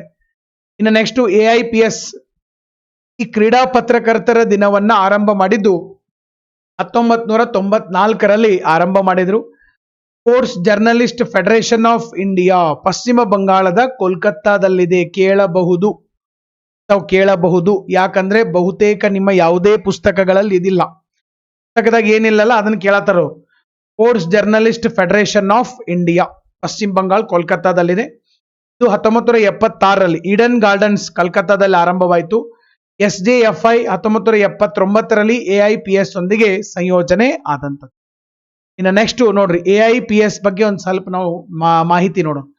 International Sports Press Association. International Sports Press Association ಏನಪ್ಪಾ ಇದು? ಫ್ರಾನ್ಸ್ನ ಪ್ಯಾರಿಸ್ ನಲ್ಲಿ ಇದು ಇದೆ. 1924ರಲ್ಲಿ ಗೇಮ್ಸ್ ಪ್ರೆಸ್ ಮುಖ್ಯಸ್ಥ ಫ್ರಾಂಚ್ ರಿಚೆಲ್ ಮತ್ತು ವಿಕ್ಟರ್ ಬೋಯಿನ್ ಬೆಲ್ಜಿಯನ್ ಫಿಶೈಲ್ ಅವರಿಂದ ಇದು ಸ್ಥಾಪನೆ ಆದಂಥದ್ದು. Association of International Sports Press. ಇನ್ನ ವಿಶ್ವ ಕ್ರೀಡಾ ಪತ್ರಕರ್ತ ಪ್ರಶಸ್ತಿಯನ್ನ ಕೂಡ ಕೊಡ್ತಾರೆ. ಕ್ರೀಡಾ ಪತ್ರಕರ್ತ, ಕ್ರೀಡಾ ಪತ್ರಿಕೋದ್ಯಮದಲ್ಲಿ ಕ್ರೀಡೆಯನ್ನ ಚೆನ್ನಾಗಿ ಪತ್ರಿಕೋದ್ಯಮದಲ್ಲಿ ಕವರ್ ಮಾಡಿದ್ದಕ್ಕಾಗಿ ಅತ್ಯುತ್ತಮ ಕೊಡುಗೆ ನೀಡಿದಂತ ಪತ್ರಕರ್ತರಿಗೆ ಇದನ್ನ ಕೊಡ್ತಾರೆ. ಇತರ ಪ್ರಶಸ್ತಿಗಳಲ್ಲಿ ಜೀವಮಾನ ಸಾಧನೆಯ ಪ್ರಶಸ್ತಿ ಮತ್ತು ರೈಸಿಂಗ್ ಸ್ಟಾರ್ ಪ್ರಶಸ್ತಿಗಳು ಕೂಡ ಸೇರಿದವು. ನನ್ನ ಪ್ರಕಾರ ಸರ್, ಪತ್ರಕರ್ತರ ಮೇಲೆ ಬಹಳ ಜವಾಬ್ದಾರಿ ಇದೆ ಮತ್ತು ರಿಸ್ಕ್ ಕೂಡ ಇದೆ. ಇವತ್ತು ನಾವು ಕೂಡ ನೋಡ್ತೀವಿ. ಓಕೆ, ಸೊ ನಾವು ಕೂಡ ನೋಡಿರ್ತೀವಿ, ಪತ್ರಕರ್ತರು ಬಹಳಷ್ಟು ಅವ್ರ ಮೇಲೆ ಸರ್ ಜವಾಬ್ದಾರಿ ಇರ್ತೈತೆ. ಬಹಳ ರಿಸ್ಕಿ ಜಾಬ್ ಇದು, ಮತ್ತೆ ಬಹಳ ರಿಸ್ಕಿ ಇದೆ. ನಾವು ಒಮ್ಮೊಮ್ಮೆ ಬೈತಿರ್ತೀವಿ. ಓಕೆ, ಸೊ ನಮ್ಮ ನ್ಯೂಸ್ ಚಾನೆಲ್ಗಳನ್ನು ಬೈತಿರ್ತೀವಿ, ಇವ್ರು ಬರೀ ಹಂಗ್ ಮಾಡ್ತಾರೆ ಹಿಂಗ್ ಮಾಡ್ತಾರೆ ಅಂತ ಹೇಳಿ. ಬಟ್ ಕೆಲವೊಂದು ಸರಿ ಸ್ಟಿಂಗ್ ಆಪರೇಷನ್ ಅದು ಮಾಡ್ತಾರೆ. ಭ್ರಷ್ಟಾಚಾರದ ಕೇಸ್ಗಳನ್ನ ಹೊರಗೆ ತೆಗಿತಾರ. ದೊಡ್ಡ ದೊಡ್ಡ ರಾಜಕಾರಣಿಗಳು, ಅಧಿಕಾರಿಗಳನ್ನ ಎದುರು ಹಾಕೋಬೇಕಾಗ್ತತಿ. ಬಹಳ ಒಂದು ಶ್ರಮ ಇರ್ತೈತೆ ಅದ್ರೊಳಗಡೆ, ಮತ್ತೆ ಡೆಡಿಕೇಶನ್. ಭಾರಿ ಡೆಡಿಕೇಟೆಡ್ ಇರ್ತಾರ. ಒಬ್ಬ ವ್ಯಕ್ತಿ ಭಾರಿ ಡೆಡಿಕೇಟೆಡ್ ಅದಾನಂದ್ರೆ ಮಾತ್ರ ಅವ್ನು ಜರ್ನಲಿಸಂ ಒಳಗಡೆ ಮುಂದುವರಿಯಕ್ ಸಾಧ್ಯ ಇದೆ. ಇಲ್ಲಾಂದ್ರೆ ಅಷ್ಟು ಈಸಿ ಅಲ್ಲ ಅದು. ಓಕೆ, ಇವತ್ತಿನ ದುನಿಯಾದೊಳಗಡೆ ಕ್ರೀಡಾ ಪತ್ರಕರ್ತರಿಗೆ ಪ್ರಶಸ್ತಿಗಳನ್ನ ಕೊಡ್ತಾರ. ಒಂದನೇದ್ದು ಸ್ಪೋರ್ಟ್ಸ್ ಎಂಇ ಪ್ರಶಸ್ತಿ, National Academy of Television Arts and Science, ಡೇವ್ಮೂರ್ ಪ್ರಶಸ್ತಿ ಎಲಿಸಿಯಂ ಫೀಲ್ಡ್ ಒಳಗಡೆ.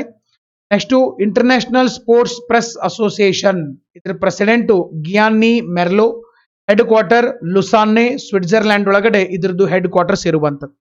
World Sports journalist Day July 2ನೇ ತಾರೀಕು ಆಚರಣೆ ಮಾಡುವಂತದ್ದು. ನೆಕ್ಸ್ಟ್ ರಾಷ್ಟ್ರೀಯ ವೈದ್ಯರ ದಿನ, ಡಾಕ್ಟರ್ಸ್ ಡೇ. ಬಹಳಷ್ಟು ಜನ ಡಾಕ್ಟರ್ಸ್ ಇದ್ದೀರಿ. ಓಕೆ, ಸೊ ಮೆಡಿಕಲ್ ಬ್ಯಾಕ್ಗ್ರೌಂಡ್ ಅವ್ರು ಕೂಡ ಇದ್ದೀರಿ. ಸೊ ಪ್ರತಿ ವರ್ಷ ಜುಲೈ 1ನೇ ತಾರೀಕು ಡಾಕ್ಟರ್ಸ್ ಡೇ ಅನ್ನ ಆಚರಣೆ ಮಾಡುವಂಥದ್ದು, ರಾಷ್ಟ್ರೀಯ ವೈದ್ಯರ ದಿನ. ಈ ದಿನ ಭಾರತ ರತ್ನ ಡಾಕ್ಟರ್ BC ರಾಯ್ ಅವರ ಜನ್ಮದಿನ ಮತ್ತೆ ಅವರ ಮರಣ ವಾರ್ಷಿಕೋತ್ಸವ. BC ರಾಯ್ ಅವರ ಜನ್ಮದಿನ. ಯಾರಪ್ಪ BC ರಾಯ್? ಪಶ್ಚಿಮ ಬಂಗಾಳದ ಮೊದಲನೇ ಮುಖ್ಯಮಂತ್ರಿ ಮತ್ತು 2ನೇ ಮುಖ್ಯಮಂತ್ರಿ. ಮೊದಲೇದ್ದು ಅವರೇ ಇದ್ರು, 2ನೇದ್ದು ಅವರೇ ಮುಖ್ಯಮಂತ್ರಿ ಇದ್ರು. 2022ರ ರಾಷ್ಟ್ರೀಯ ವೈದ್ಯ ದಿನಾಚರಣೆ ಇದ್ರದ್ದು ಏನಪ್ಪಾ ಥೀಮ್ ಏನಪ್ಪಾ ಅಂತಂದ್ರೆ, ಫ್ರಂಟ್ ಲೈನ್ ನಲ್ಲಿರುವ ಕುಟುಂಬ ವೈದ್ಯರು, family doctors on front line. ಕುಟುಂಬ, ಇದು ನೋಡ್ರಿ, ಇದು ರಾಷ್ಟ್ರೀಯ ವೈದ್ಯರ ದಿನ. ಇನ್ನೊಂದೈತಿ ವಿಶ್ವ ಕುಟುಂಬ ವೈದ್ಯರ ದಿನ, ಫ್ಯಾಮಿಲಿ ಡಾಕ್ಟರ್ ಅಂತ ಕರಿತೀವಲ್ಲ, ವಿಶ್ವ ಕುಟುಂಬ ವೈದ್ಯರ ದಿನ ಮೇ 19. ಕುಟುಂಬ ವೈದ್ಯರು ಯಾವಾಗಲೂ ಕಾಳಜಿ ವಹಿಸಬೇಕು, ಅದು ಒಂದು ಥೀಮ್ ಇರುವಂತದ್ದು. ನೆಕ್ಸ್ಟ್ ಭಾರತೀಯ ವೈದ್ಯಕೀಯ ಸಂಘ ಮೊದಲ ಬಾರಿಗೆ ಈ ದಿನವನ್ನ 91ರಲ್ಲಿ ಆಚರಣೆ ಮಾಡಿದ್ರು. 1991ರಲ್ಲಿ ರಾಷ್ಟ್ರೀಯ ವೈದ್ಯರ ದಿನ. BC ರಾಯ್ ಅವ್ರ ಬಗ್ಗೆ 2 ಮಾತು ನೋಡ್ಬೇಕಲ್ಲ, ಮತ್ತೆ ಇಷ್ಟೆಲ್ಲ ನೋಡಿ. BC ರಾಯ್ ಅಂತಂದ್ರೆ ಯಾರು? ಬಿಧನ್ ಚಂದ್ರ ರಾಯ್. ರಾಯ್ ಇವರು 1882ರ ಜುಲೈ 1ರಂದು ಬಿಹಾರದ ಪಾಟ್ನಾದಲ್ಲಿ ಜನಿಸಿದಂಥವ್ರು. ಇವರು 1928ರಲ್ಲಿ ಭಾರತೀಯ ವೈದ್ಯಕೀಯ ಸಂಘ, 34ರಲ್ಲಿ ಭಾರತೀಯ ವೈದ್ಯಕೀಯ ಮಂಡಳಿ ಸ್ಥಾಪಿಸೋದ್ರಲ್ಲಿ ಪ್ರಮುಖ ಪಾತ್ರನ ವಹಿಸಿದಂತ ಬಿಧನ್ ಚಂದ್ರ ರಾಯ್. BC ರಾಯ್ ಒಂದ್ ಕಡೆ ನೆನಪಲ್ಲಿಟ್ಕೊಡ್ರಿ. ನೆಕ್ಸ್ಟ್ ಭಾರತೀಯ ವೈದ್ಯಕೀಯ ಮಂಡಳಿಯ ಮೊದಲ ಚುನಾಯಿತ ಅಧ್ಯಕ್ಷರು, Indian council of medical science. ಇವರು 1948ರಿಂದ 62ರವರೆಗೆ ಪಶ್ಚಿಮ ಬಂಗಾಳದ 2ನೇ ಮುಖ್ಯಮಂತ್ರಿ ಆಗಿದ್ರು. ಮತ್ತೆ ಭಾರತ ಸ್ವತಂತ್ರ ಪಡೆದ ನಂತರ ಪಶ್ಚಿಮ ಬಂಗಾಳದ 1ನೇ ಮುಖ್ಯಮಂತ್ರಿ ಕೂಡ ಆದಂತವ್ರು.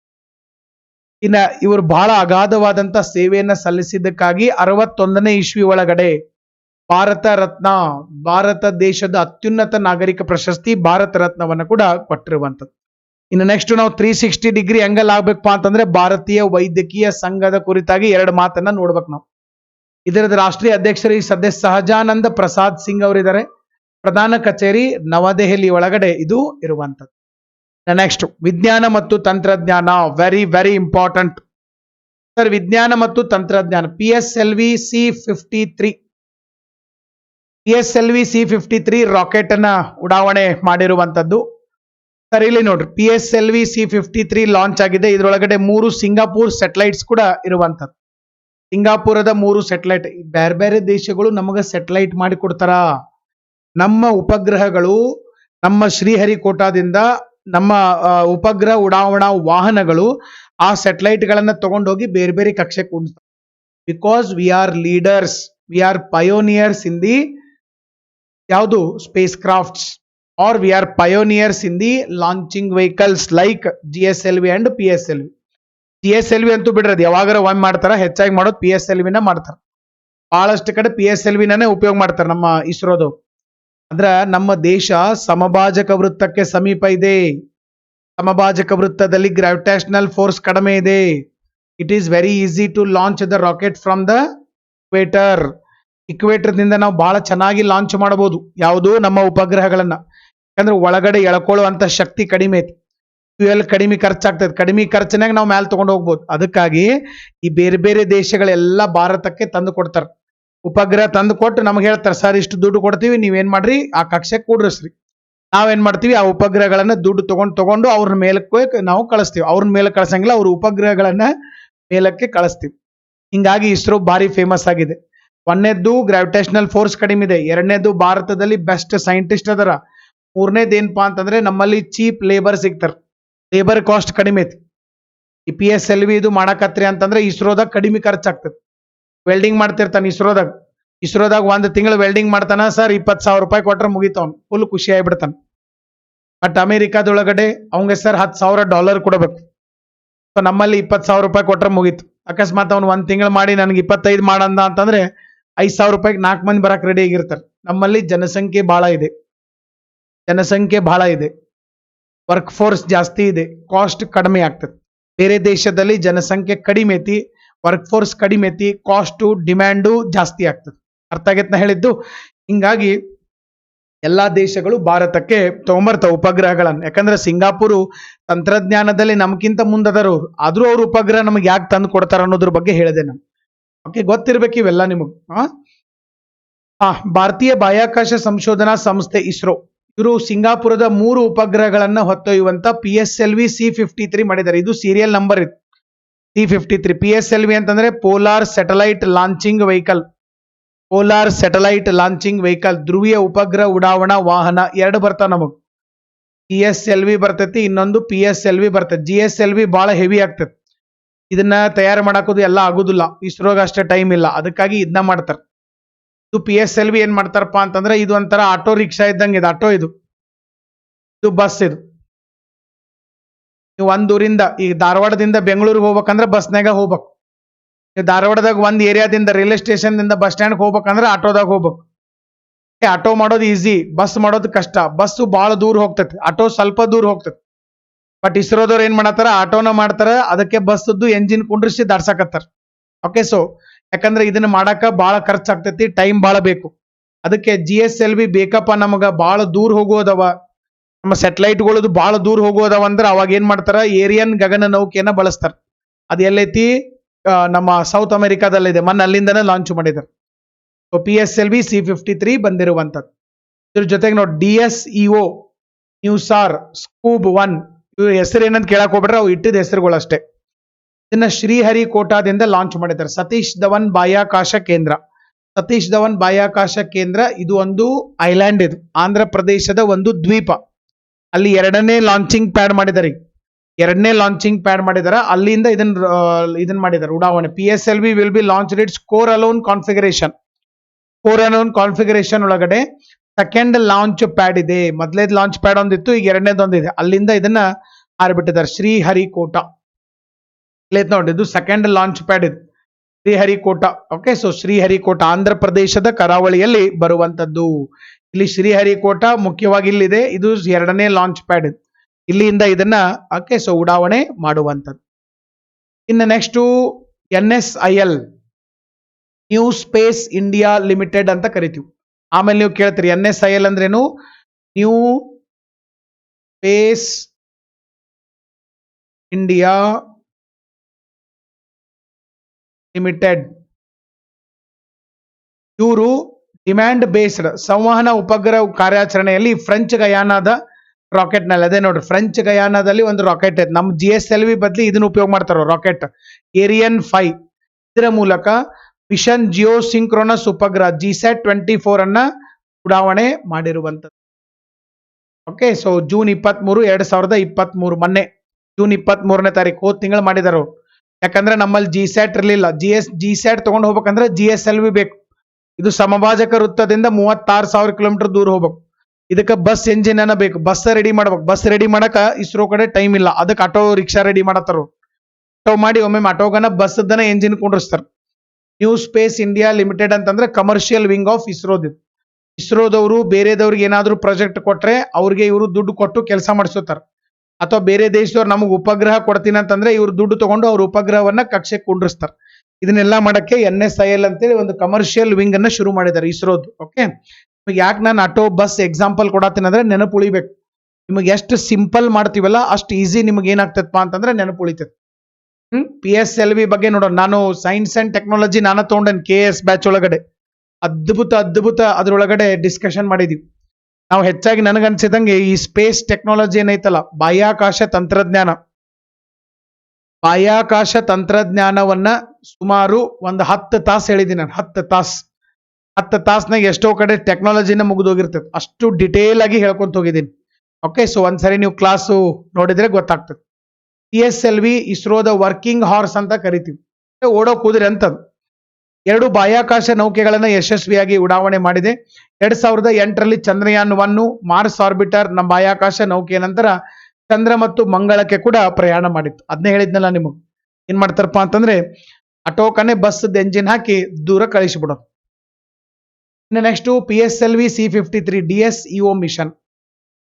ಉಪಗ್ರಹವನ್ನ ಕಕ್ಷೆಯಲ್ಲಿ ಸುತ್ತುವಂತೆ ವಿನ್ಯಾಸಗೊಳಿಸಿದರೆ, ಜೊತೆಗೆ ST ಎಲೆಕ್ಟ್ರಾನಿಕ್ಸ್ ನಿಂದ ಇತರ 2 ಸಹ ಪ್ರಯಾಣಿಕ ಉಪಗ್ರಹಗಳು ಕೂಡ ಇರುವಂತದ್ದು.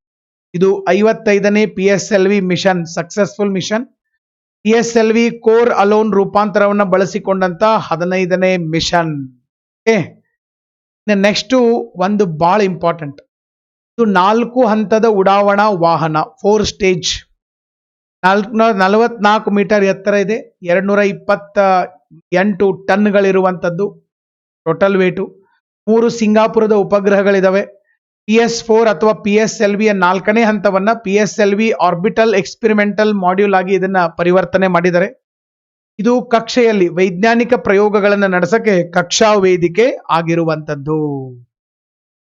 ನೆಕ್ಸ್ಟ್ ನೋಡ್ರಿ, ಇಲ್ಲಿ ಬಹಳ ಇಂಪಾರ್ಟೆಂಟ್, ಧ್ರುವ ಸ್ಪೇಸ್ ಮತ್ತು ದಿಗಂತರ ಅಧಿಕೃತತೆಯನ್ನ ಪಡೆದ ಮೊದಲ ಬಾಹ್ಯಾಕಾಶದ ಸ್ಟಾರ್ಟ್ಅಪ್ಗಳು. ಭಾರಿ ಖುಷಿ ಆಗೈತೆ ನನಗೆ ಇದನ್ನ ಕೇಳಿ. ಅಮೆರಿಕಾದೊಳಗಡೆ ಯಾರದಾರಪ್ಪ? ನಾಸಾ ಐತಿ. ಯಾರದಾರ ಅಮೆರಿಕಾದೊಳಗಡೆ? ನಾಸಾ. ಸರ್, ನಾಸಾದವರು ಗೌರ್ಮೆಂಟ್ ಇದೆ, national aeronautics and space administration. ಇದೇ ರೀತಿಯಾಗಿ ಸ್ಪೇಸ್ ಎಕ್ಸ್, ಬ್ಲೂ ಮೂನ್ ಇವೆಲ್ಲ ಖಾಸಗಿ ಕಂಪನಿಗಳು. Elon Musk, Jeff Bezos.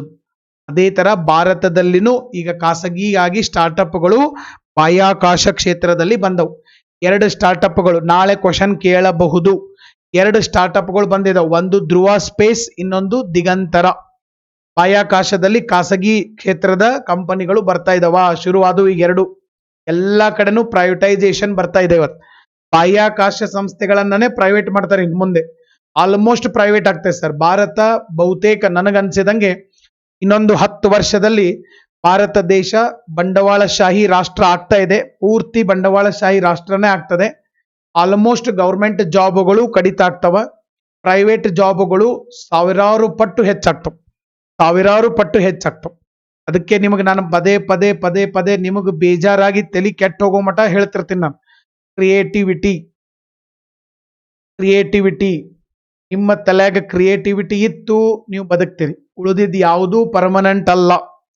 ಇವನ್ ಎಷ್ಟೋ ಜನ BSNL ಕಂಪನಿಯಲ್ಲಿ ಯಂಗ್ ಇದ್ದವ್ರನ್ನು ತೆಗೆದು ಹಾಕಿದ್ದಾರೆ. ಏರ್ ಇಂಡಿಯಾ ದೊಡ್ಡ ಏರ್ಲೈನ್ಸ್, ಗೌರ್ಮೆಂಟ್ ಇದ್ದಿದ್ದು ಪ್ರೈವೇಟ್ ಆಯ್ತು. ಕೋಲ್ India limited, life insurance corporation of India, ಬಹಳ ಕಂಪನಿಗಳನ್ನ ಪ್ರೈವೇಟ್ ಮಾಡ್ತಾ ಇದ್ದಾರ. ನನ್ನ ಪ್ರಕಾರ ಮುಂದಿನ 10 ವರ್ಷಗಳಲ್ಲಿ ಬಹುತೇಕ ಸರ್ಕಾರಿ ನೌಕರರು ಪ್ರೈವೇಟ್ ಅಲ್ಲೇನೆ ಹೋಗ್ಬಿಡ್ತಾರೆ. ಪ್ರೈವೇಟ್ ಒಳಗಡೆ ಕುದುರೆ ಓಡೋ ಮಠ ಮಾತ್ರ ಬೆಲೆ. ತಲೆ ಓಡಲಿಲ್ಲ, ನಿಮ್ಮ ಕುದುರೆ ಓಡಲಿಲ್ಲ, ಇದು ಕತೆ ಬಗೆಹರಿತು. ಅದಕ್ಕಾಗಿ ಈಗ ಕಲಿಯೋ ವಯಸ್ಸಿದು. ಈಗ ಹೇಳತ್ತೀನಿ ನಾನು, ಬೇಕಾದ್ರೆ ತಪ್ಪು ತಿಳ್ಕೊಳ್ರಿ.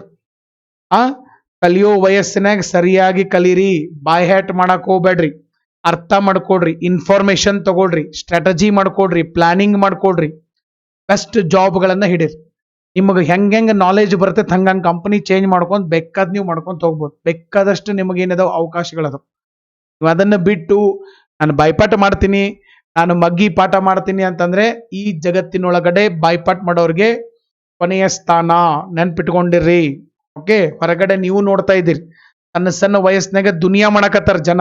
ಕ್ರಿಯೇಟಿವಿಟಿ ಇದ್ದವ್ರು, ಕ್ರಿಯೇಟಿವಿಟಿ ಇಲ್ಲದೆ ಇರೋರು ಸರ್ ಏನೂ ಮಾಡಕ್ ಆಗ್ತಾ ಇಲ್ಲ.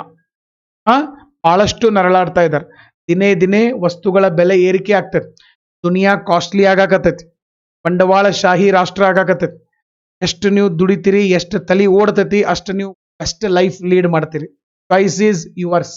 ಓಕೆ, ಈಗ ನೋಡ್ರಲ್ ಈಗ ಧ್ರುವ ಸ್ಪೇಸ್, ದಿಗಂತರ ಅವ್ರಿಗೂ ಕೊಟ್ಟಾರ.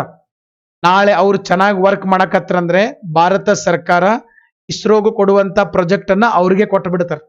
ನೀವ ಮಾಡಿಬಿಡ್ರಿ ಅಂತೇಳಿ ಅವ್ರಿಗೆ ಕೊಡಕತ್ರು ಅಂತಂದ್ರೆ ಇಸ್ರೋದೊಳಗಡೆ ಕೆಲವು ಜನರಿಗೆ ಹೊಡೆತ ಬೀಳ್ತದೆ. ಯಾಕಂದ್ರೆ ಏರ್ಟೆಲ್ ಜಿಯೋ ಬಂದ ಮೇಲೆ ಹೆಂಗ್ BSNL ಹೊಡೆತ ಬಿತ್ತು, ಸೇಮ್ ಅದೇ ರೀತಿನೇ ಬರೋದು. ಓಕೆ, ನೆನ್ಪಿಟ್ಕೊಂಡಿರಿ.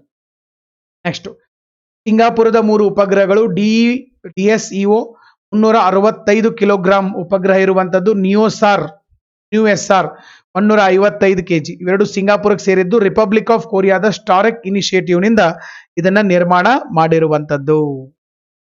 ನೆಕ್ಸ್ಟ್, ನ್ಯೂಸಾರ್ ಸಿಂಗಾಪುರದ ಮೊದಲ ಸಣ್ಣ ವಾಣಿಜ್ಯ ಉಪಗ್ರಹ. ಸಿಂಥೆಟಿಕ್ ಅಪರ್ಚರ್ ರಾಡಾರ್ ಪೇಲೋಡ್ ಅನ್ನ ಹಗಲು ರಾತ್ರಿ ಮತ್ತು ಎಲ್ಲಾ ಹವಾಮಾನದಲ್ಲಿ ಚಿತ್ರಗಳನ್ನ ಸೆರೆ ಹಿಡಿಬಹುದು. ಇನ್ನೊಂದಿದೆ ಸ್ಕೂಬ್ 1. ಇದು ಸಿಂಗಾಪುರದ ನ್ಯಾನ್ಯಾಂಗ್ ತಾಂತ್ರಿಕ ವಿಶ್ವವಿದ್ಯಾಲಯದ ಉಪಗ್ರಹ. ಇನ್ನ ನಮ್ಮ ಇಸ್ರೋ ಬಗ್ಗೆ ನೋಡೋಣ. ಇಸ್ರೋ ಸ್ಥಾಪನೆ 1969. ಮೊದಲು ನಮ್ಮ ಕೆ ಶಿವನ್ ಅವರು ಅಧ್ಯಕ್ಷರಿದ್ರು. ಈಗ ಸದ್ಯ ಎಸ್ ಸೋಮನಾಥ್ ಅವರು ಬಂದಿದ್ದಾರೆ. ಕೇಂದ್ರ ಕಚೇರಿ ನಮ್ಮ ಬೆಂಗಳೂರಲ್ಲೇ ಇರುವಂತದ್ದು. ಇನ್ನು ನಮ್ಮ ಒನ್ ಲೈನರ್ಸ್ ಅನ್ನ ನೋಡುವಂತಹ ಒಂದು ಸಮಯ.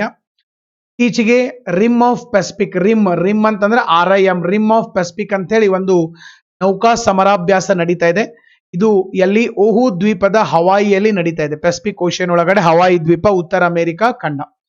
ಸೊ ಇಲ್ಲಿ ಪೆಸಿಫಿಕ್, ರಿಮ್ ಆಫ್ ಪೆಸಿಫಿಕ್ ಅಂತಂದ್ರೆ ನಾರ್ತ್ ಅಮೆರಿಕಾ, ಸೌತ್ ಅಮೆರಿಕಾ, ಆಮೇಲೆ ಚೈನಾ, ಆಸ್ಟ್ರೇಲಿಯಾ ಮತ್ತು ಸೌತ್ ಕೊರಿಯಾ ದೇಶಗಳು ಇದ್ರೊಳಗಡೆ ಬರುವಂತ 3ನೇ ಶ್ರೇಣಿಯ ನಗರಗಳು ಮತ್ತು ಅರೆ ನಗರ ಪ್ರದೇಶಗಳಲ್ಲಿ ನಗದು ಸಂಗ್ರಹ ವ್ಯವಸ್ಥೆಯನ್ನ ಡಿಜಿಟಲೀಕರಣಗೊಳಿಸಬೇಕಂತೇಳಿ ಆಕ್ಸಿಸ್ ಬ್ಯಾಂಕ್ ನೊಂದಿಗೆ ಪಾಲುದಾರಿಕೆ ಹೊಂದಿರುವಂತ ಪೇಮೆಂಟ್ ಬ್ಯಾಂಕ್ ಯಾವುದಪ್ಪ? ಏರ್ಟೆಲ್ ಪೇಮೆಂಟ್ ಬ್ಯಾಂಕ್ಸ್, ಪಾವತಿ ಬ್ಯಾಂಕ್ಗಳು. ಭಾರತದ ಆರೋಗ್ಯ ಕ್ಷೇತ್ರವನ್ನ ಬೆಂಬಲಿಸಲು ಇತ್ತೀಚೆಗೆ ಅಮೆರಿಕ $1 ಬಿಲಿಯನ್ ಅಮೆರಿಕನ್ ಸಾಲವನ್ನ ವಿಶ್ವಸಂಸ್ಥೆ ಕೊಟ್ಟಿರುವಂತದ್ದು. ಅಭ್ಯಾಸ್ ಎಂಬುದು ಹೈ ಸ್ಪೀಡ್ ಎಕ್ಸ್ಪಾಂಡೆಬಲ್ ಏರಿಯಲ್ ಟಾರ್ಗೆಟ್ ಆಗಿದ್ದು, ಇತ್ತೀಚೆಗೆ ಒರಿಸ್ಸಾ ಕರಾವಳಿಯ ಚಂಡೀಪುರ ಅಥವಾ ಚಾಂದೀಪುರ ಇಂಟಿಗ್ರೇಟೆಡ್ ಟೆಸ್ಟ್ ನಿಂದ DRDO ಪರೀಕ್ಷೆಯನ್ನ ಮಾಡಿದೆ. ಅಭ್ಯಾಸ್ ವೆರಿ ಇಂಪಾರ್ಟೆಂಟ್. ಇತ್ತೀಚೆಗೆ ಕೇರಳ ರಾಜ್ಯವು ಸಮಗ್ರ ಆರೋಗ್ಯ ವಿಮಾ ಯೋಜನೆಯಾದ ಮೆಡಿಸಿಡ್ ಯೋಜನೆಯನ್ನ ಪ್ರಾರಂಭ ಮಾಡಿದೆ. ಇದು ಯಾರಿಗಪ್ಪ ಅಂದ್ರೆ ಸರ್ಕಾರಿ ನೌಕರರು, ಪೆನ್ಷನ್ ತಗೊಳ್ಳೋರು, ಅವ್ರ ಕುಟುಂಬಸ್ಥರಿಗೆಲ್ಲ ವೈದ್ಯಕೀಯ ಸೇವೆಯನ್ನ ಕೊಡೋದು. ನಮ್ಮಲ್ಲೇನೋ ಆರೋಗ್ಯ ಸಂಜೀವಿನಿ ಅಂತ ಹಿಂಗೇನೋ ಇದೆ. ಇತ್ತೀಚೆಗೆ ಮಹಾರಾಷ್ಟ್ರ ಸರ್ಕಾರ ಔರಂಗಾಬಾದ್ ನಗರವನ್ನ ಸಂಭಾಜಿ ನಗರ್ ಅಂತ ಹೇಳಿ ಇಲ್ಲಿ ನಾಮಕರಣ ಮಾಡಿರುವಂತ. ಸಂಭಾಜಿ ನಗರ್, ಸಂಭಾಜಿ ಯಾರು ಏನು ಈಗಾಗಲೇ ನಾನು ನಿಮಗೆ ಹೇಳಿದ್ದೇನೆ. ಇತ್ತೀಚೆಗೆ ಮಹಾರಾಷ್ಟ್ರ ಸರ್ಕಾರದ ಇಂಧನ ಇಲಾಖೆ ಮುಂದಿನ 5 ವರ್ಷಗಳಲ್ಲಿ 11,000 ಮೆಗಾವ್ಯಾಟ್ ಹಸಿರು ಶಕ್ತಿಯನ್ನು ಉತ್ಪಾದಿಸಲು Adani green energy group limited ನೊಂದಿಗೆ ಒಪ್ಪಂದವನ್ನ ಮಾಡಿಕೊಂಡಿದೆ. ಹರ್ಮಿಟ್ ಎಂಬುದು ಇತ್ತೀಚೆಗೆ ಸುದ್ದಿಯಲ್ಲಿ ಕಂಡುಬರುವ ಇತ್ತೀಚಿನ ಅತ್ಯಾಧುನಿಕ ಸ್ಕೈವೇರ್ನ ಹೆಸರಾಗಿದೆ. ಸ್ಪೈವೇರ್. ಇತ್ತೀಚೆಗೆ ಪ್ರಧಾನಿ ನರೇಂದ್ರ ಮೋದಿ ಅವರು ನವದೆಹಲಿಯಲ್ಲಿ ಉದ್ಯಮಿ ಭಾರತ್ ಕಾರ್ಯಕ್ರಮದಲ್ಲಿ ರೈಸಿಂಗ್ ಅಂಡ್ ಎಕ್ಸಲರೇಟಿಂಗ್ MSME ಕಾರ್ಯಕ್ಷಮತೆ ರ್ಯಾಂಪ್ ಅನ್ನ ಪ್ರಾರಂಭ ಮಾಡಿದರು. ಉದ್ಯಮಿ ಭಾರತ್ ವಿಮಾ ಯೋಜನೆಯಲ್ಲಿ ಹೂಡಿಕೆ ಮಾಡುವ ಪ್ರಯೋಜನಗಳ ಬಗ್ಗೆ ಜನರಿಗೆ ಅರಿವು ಮೂಡಿಸಕ್ಕೆ ಪ್ರತಿ ವರ್ಷ ಜೂನ್ 28ರಂದು ರಾಷ್ಟ್ರೀಯ ವಿಮಾ ಜಾಗೃತಿ ದಿನವನ್ನ ಆಚರಣೆ ಮಾಡ್ತೀವಿ. ಇತ್ತೀಚೆಗೆ ಅಂಚೆ ಇಲಾಖೆಯ ಡಕ್ ಕರ್ಮಯೋಗಿ, ಡಕ್ ಅಥವಾ ಡಾಕ್ ಇ ಲರ್ನಿಂಗ್ ಪೋರ್ಟಲ್ ಪ್ರಾರಂಭ ಮಾಡಿದೆ. ಟ್ರೈನಿಂಗ್ ಎಂಪ್ಲಾಯೀಸ್, ಅಂಚೆ ಇಲಾಖೆ ಶತಾಯ ಗತಾಯ ಹೋರಾಡಿ ಜೀವ ಉಳಿಸ್ಕೋತಾ ಇದ್ದಾರೆ. ಓಕೆ, ಅಂಚೆ ಇಲಾಖೆ ಯಾಕಂದ್ರೆ ಈಗೆಲ್ಲ ಬಹಳ ಪ್ರೈವೇಟೈಸೇಷನ್ ಬಹಳ ಆಗ್ತಾ ಇದೆ. ನೆಕ್ಸ್ಟ್, ಇತ್ತೀಚೆಗೆ ಮ್ಯಾಕ್ಸ್ ಲೈಫ್ ಇನ್ಶೂರೆನ್ಸ್ ಕಂಪನಿಯ ಇನ್ಸ್ಟಾ ಕನ್ಫರ್ಮೇಷನ್ ಆಫ್ ಇನ್ಶೂರೆನ್ಸ್ ಇನ್ಸ್ಟಾಕಾಯ್ ಉತ್ತಮ ಗ್ರಾಹಕ ಅನುಭವವನ್ನು ನೀಡಕ್ಕೆ ಪ್ರಾರಂಭ ಮಾಡಿರುವಂತದ್ದು. ವಿಶ್ವಸಂಸ್ಥೆ ಜಗತ್ತಿನಾದ್ಯಂತ ಅಂತಾರಾಷ್ಟ್ರೀಯ ಕ್ಷುದ್ರ ಗ್ರಹ ದಿನವನ್ನ ಜೂನ್ 30ರಂದು ಆಚರಣೆ ಮಾಡಿದ್ರು.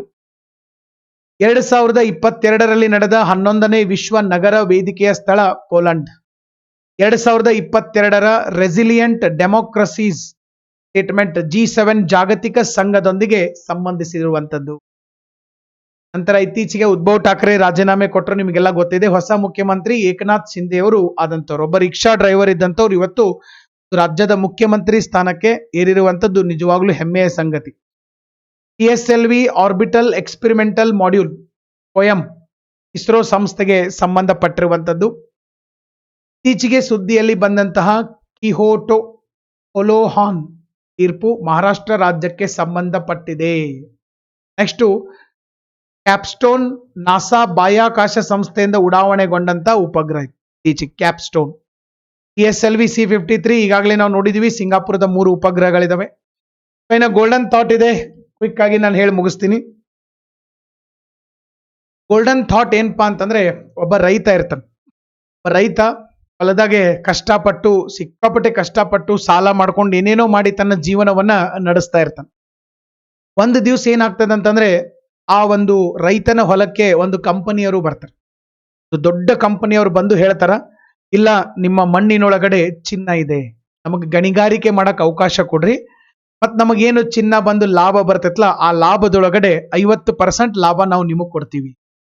ನಿಮ್ಮ ಮಣ್ಣಿನೊಳಗಡೆ ಚಿನ್ನ ಇದೆ, ನಾವು ಅದನ್ನ ಚಿನ್ನದ ಗಣಿಗಾರಿಕೆ ಮಾಡಿ ಚಿನ್ನವನ್ನ ಹೊರಗೆ ತೆಗಿತೀವಿ, ನೀವು ನಮಗೆ ಅದಕ್ಕೆ ಅವಕಾಶ ಮಾಡಿಕೊಟ್ರೆ 50% ಬಂದ ಲಾಭದಲ್ಲಿ 50% ನಿಮಗೆ ಕೊಡ್ತೀವಿ, 50% ನಾವು ತಗೋತೀವಿ ಅಂತ ಹೇಳಿ ಒಂದು ಕಂಪನಿ ಹೇಳ್ತಾರೆ. ಕಂಪನಿ ಹೇಳಿದಂಗನೆ ಆ ರೈತನು ಖುಷಿಯಾಗಿ ಅವಕಾಶವನ್ನ ಮಾಡಿಕೊಡ್ತಾನ. ಕಂಪನಿಯವರು ಅಲ್ಲಿ ಸಾಕಷ್ಟು ಡ್ರಿಲ್ಲಿಂಗ್ ಮಾಡ್ತಾರ, ಗಣಿಗಾರಿಕೆ ಮಾಡ್ತಾರ, ಆ ಸಾಕಷ್ಟು ಪ್ರಯತ್ನವನ್ನ ಮಾಡಿ ಅಲ್ಲಿಂದ ಬಂಗಾರವನ್ನ ತೆಗಿತಾರೆ, ಗೋಲ್ಡ್ ಬರ್ತದೆ. ಗೋಲ್ಡ್ ತೆಗಿತಾರ, ಸಾಕಷ್ಟು ಲಾಭ ಆಗ್ತದೆ. 50% ಲಾಭವನ್ನ ಹೇಳ್ದಂಗೆ ಆ ರೈತನಿಗೆ ಕೊಡ್ತಾರೆ.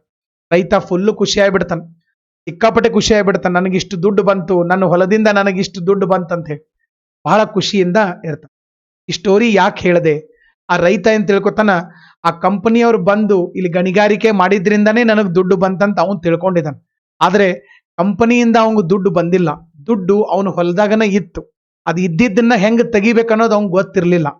ಅವನ ಆ ಕಂಪನಿಗೆ ಆ ಹೊಲವನ್ನ ಕೊಟ್ಟ, ಅವ್ರು ಅದರೊಳಗಡೆ ಶ್ರಮ ವಹಿಸಿ ಗಣಿಗಾರಿಕೆ ಮಾಡಿ ದುಡ್ಡು ತೆಗೆದ್ರು. ಅದರ ಅರ್ಥ ನಾವು ಕೂಡ ಸರ್, ನಮ್ಮಲ್ಲಿ ಕೂಡ ಜ್ಞಾನ ಇದೆ, ನಾವು ಏನ್ ಬೇಕಾದ ಸಾಧನೆ ಮಾಡ್ಬೇಕನ್ನೋ ಜ್ಞಾನ ಇದೆ. ಬಟ್ ನಮಗ್ ಹೊರಗಡೆಯಿಂದ ಒಬ್ಬ ವ್ಯಕ್ತಿ ಬಂದು ಅದನ್ನ ತೆಗೆದು ತೋರಿಸಿದಾಗ ನಾವು ಆ ಜ್ಞಾನವನ್ನ ಬೆನ್ನತ್ತಿ ಗುರಿಯನ್ನ ಮುಟ್ತೀವಿ. ನಮ್ಮ ಒಳಗಡೆನೆ ಚಿನ್ನ ಇದೆ, ಆದ್ರೆ ನಾವು ಗಣಿಗಾರಿಕೆ ಮಾಡಿಲ್ಲ ಅಷ್ಟೇ. ನಮ್ಮೊಳಗಡೆನೂ IAS ಮಾಡೋ ಕೆಪಾಸಿಟಿ ಇದೆ, ನಮ್ಮೊಳಗಡೆನೂ ಉನ್ನತ ಸಾಧನೆಗಳನ್ನ ಮಾಡೋ ಕೆಪಾಸಿಟಿ ಇದೆ, ಆದ್ರೆ ನಾವು ಗಣಿಗಾರಿಕೆ ಮಾಡ್ತಾ ಇಲ್ಲ. ಗಣಿಗಾರಿಕೆ ಅಂತಂದ್ರೇನು, ಶ್ರಮ ವಹಿಸ್ತಾ ಇಲ್ಲ. ನಾವು ಶ್ರಮ ವಹಿಸ್ಲಿಲ್ಲ, ಇನ್ನೊಬ್ರು ಬಂದನೆ ನಮಗ್ ಮಾಡಿ ನಮಗ್ ಪಾಲ್ ಕೊಡ್ಲಿ ಅಂತಂದ್ರೆ ಬಹಳ ದಿವಸ ವೇಸ್ಟ್ ಆಗ್ತದೆ. ಅದಕ್ಕಾಗಿ ನಮ್ಮ ಜ್ಞಾನವನ್ನ ಹೆಚ್ಚಿಗೆ ಮಾಡುವಂತ ಗಣಿಗಾರಿಕೆಯನ್ನ ಮಾಡೋಣ. ಆ ರೈತ ಹೆಂಗ ಶ್ರೀಮಂತ ಆದಲ್ಲ ಹಂಗ ನಾವು ಜ್ಞಾನವಂತರಾಗಿ ಒಳ್ಳೆಯ ಬದುಕನ್ನ ಕಟ್ಕೊಳ್ಳೋಣ ಅಂತೇಳಿ ಈ ಸಂದರ್ಭದಲ್ಲಿ ನಾನು ಹೇಳ್ತಾ ಇದ್ದೀನಿ. ಸೊ ಈ ಗೋಲ್ಡನ್ ಥಾಟ್ ತಮಗೆ ಇಷ್ಟ ಆಗಿದ್ರೆ ಫುಲ್ ಜೋಶ್ ಒಳಗಡೆ ಒಂದು ಲೈಕ್ ಬಟನ್ ಪ್ರೆಸ್ ಮಾಡಕ್ ಸಾಧ್ಯ ಆಗಿರ್ಬೇಕು. ಇನ್ನು ನೆಕ್ಸ್ಟ್ ಲಾಸ್ಟ್ ಟೈಮ್ ನಾವು ಕೇಳಿದಂತ ಕ್ವಶನ್ಗಳಿದಾವೆ. ಆ G20 ಅಲ್ಲ, G7 ಶೃಂಗಸಭೆಯಲ್ಲಿ ಭಾರತ ಮೊದಲ ಬಾರಿಗೆ, ಇದರದ್ದು ಸರಿಯಾದ ಉತ್ತರ ಬಿ ಮಾತ್ರ ಸರಿ ಇದೆ. ನೆಕ್ಸ್ಟ್ ಜ್ಯೋತಿರ್ಗಮಯ ಉತ್ಸವ ಕೇರಳದಲ್ಲಿ ನಡೀತದೆ. ಪ್ರಸ್ತುತ ಭದ್ರತಾ ಮಂಡಳಿ ಅಧ್ಯಕ್ಷ ಸ್ಥಾನ ವಹಿಸಿದ ದೇಶ ಅಲ್ಬೇನಿಯಾ. ನೆಕ್ಸ್ಟ್ ಭಾರತದ ಬೂಮಿಂಗ್ ಗಿಗ್ ಇಕಾನಮಿ ಬಗ್ಗೆ, ದಟ್ ಇಸ್ ನೀತಿ ಆಯೋಗ್. ಇನ್ನು ನೆಕ್ಸ್ಟ್ ಇವತ್ತಿನ ಕ್ವಶನ್ಗಳಿದಾವೆ. ಈ ಕ್ವಶನ್ ಓದಬೇಕು, ಸರಿಯಾಗಿ ಆನ್ಸರ್ ಗಳನ್ನ ಕಮೆಂಟ್ ಬಾಕ್ಸ್ ಅಲ್ಲಿ 1 2 3 4 ABCD ಪರ್ಫೆಕ್ಟ್ ಆಗಿ ಬರಿಬೇಕು. ಓಕೆ, ಕೆಳಗಿನವುಗಳಲ್ಲಿ ಯಾವುದು ನ್ಯಾಟೋ ಸದಸ್ಯ ರಾಷ್ಟ್ರವಲ್ಲ? ಯಾವುದು ನ್ಯಾಟೋ ಸದಸ್ಯ ರಾಷ್ಟ್ರ ಅಲ್ಲ ಅಂತ ಕೇಳಿದ್ದಾರೆ. Turkey, America, Ukraine, Denmark. ಇವತ್ತು ನ್ಯಾಟೋ ಬಗ್ಗೆ, ಟರ್ಕಿ ಬಗ್ಗೆ ಬಹಳ ಚಂದ ಎಕ್ಸ್ಪ್ಲೇನ್ ಮಾಡಿದ್ದೀನಿ. ಅದ್ರ ಬಗ್ಗೆ ನಿಮ್ಮ ಅನಿಸಿಕೆ ಅಭಿಪ್ರಾಯಗಳನ್ನ ನನ್ನ ಕಮೆಂಟ್ ಬಾಕ್ಸ್ನಾಗ ಹಾಕ್ಬೇಕು ನೀವು. ನೆಕ್ಸ್ಟ್, ಭಾರತದ ಉಪರಾಷ್ಟ್ರಪತಿಯಾಗಲು 30 ವರ್ಷ ವಯಸ್ಸಾಗಿರಬೇಕು. ವಿಧಿ 65ರ ಪ್ರಕಾರ ಇವರ ಅಧಿಕಾರದ ಅವಧಿ 5 ವರ್ಷಗಳು. ಇವರನ್ನ ಮಹಾಭಿಯೋಗದ ಮೂಲಕ ತೆಗೆದು ಹಾಕಲಾಗುತ್ತದೆ. AB ಸರಿ, BC ಸರಿ, AC ಸರಿ, AB ಮತ್ತು C ಸರಿ. AB ಮತ್ತು C ತಪ್ಪು. ಸಾರ್ವಜನಿಕ ವಲಯದ ಬ್ಯಾಂಕುಗಳ ಅತ್ಯುನ್ನತ ಮಟ್ಟದ ಉದ್ಯೋಗಿಗಳಿಗೆ ಸೂಕ್ತ ಅಭ್ಯರ್ಥಿಗಳನ್ನ ನೇಮಕ ಮಾಡಲು BBBಯನ್ನ ಸ್ಥಾಪನೆ ಮಾಡಲಾಗಿದೆ. BBB ಅಂತಂದ್ರೆ ಏನು? Bureau of bank board, bank board bureau, board of bank bureau, banking board bureau. Okay, so ಇದು 3ನೇ ಕ್ವಶನ್. ಇದು 1 ಅಂತ ಹೇಳಿ ತಪ್ಪಾಗಿ ಪ್ರಿಂಟ್ ಆಗಿದೆ. 3ನೇ ಕ್ವಶನ್. ಲೀಡಿಂಗ್ ಕಮೆಂಟ್ಸ್, ಪ್ರತಿ ದಿವಸ ಲೀಡಿಂಗ್ ಕಮೆಂಟ್ಸ್ ಕೊಡ್ತಾ ಇದ್ದಾರೆ. ಎಲ್ಲರಿಗೂ ನನ್ನ ಕಡೆಯಿಂದ ಹೃತ್ಪೂರ್ವಕ ಧನ್ಯವಾದಗಳು. ನೀವು ಇದೇ ತರ ಮಾಡ್ರಿ, ಮುಂದಿನ ದಿನಗಳಲ್ಲಿ ಇದರ ಪಕ್ಕ ನಿಮ್ಗೆ ಪ್ರತಿಫಲ ಸಿಕ್ಕೇ ಸಿಗ್ತದೆ. 100% ಸಕ್ಸಸ್ ಆಗಿ ಆಗ್ತದೆ. ಸೊ KS PSI 12ನೇ ಬ್ಯಾಚ್ ಜುಲೈ 16 ಲಾಸ್ಟ್ ಡೇಟ್ ಇದೆ ಜಾಯಿನ್ ಆಗಕ್ಕೆ. ಜುಲೈ 16ರ ಒಳಗಾಗಿ ತಾವು ಜಾಯಿನ್ ಆಗಕ್ಕೆ ಸಾಧ್ಯ ಆಗಿರ್ಬೇಕು. KS PSI 12th batch, very very important and mega batch of KS and PSI.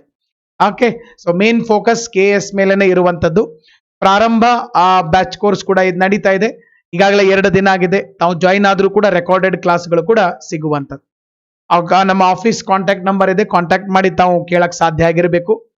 ಇನ್ನ ಈ ವಿಡಿಯೋದ ಒಂದು PDF ಅನ್ನ ನಾನೀಗ ಸದ್ಯ ಆಫೀಸರ್ಸ್ ಅಡ್ಡ ಟೆಲಿಗ್ರಾಮ್ ಚಾನಲ್ದಾಗ ಹಾಕಿರ್ತೀನಿ. ತಮಗೆ ಏನೇ ಅನಿಸಿಕೆ ಅಭಿಪ್ರಾಯಗಳಿದ್ರು ನನಗೆ ಕಮೆಂಟ್ ಬಾಕ್ಸ್ ಅಲ್ಲಿ ಕಮೆಂಟ್ ಮಾಡಕ್ ಸಾಧ್ಯ ಆಗಿರ್ಬೇಕು. ಒಂದು ಅಮೂಲ್ಯವಾದಂತಹ ಸಮಯವನ್ನ ಕೊಟ್ಟು ಈ ಒಂದು ವಿಡಿಯೋ ನೋಡಿದ್ದಕ್ಕಾಗಿ ಎಲ್ಲರಿಗೂ ಧನ್ಯವಾದಗಳು. So thank you very much. Wish you all the very best. Thank you all. God bless you all. Thank you.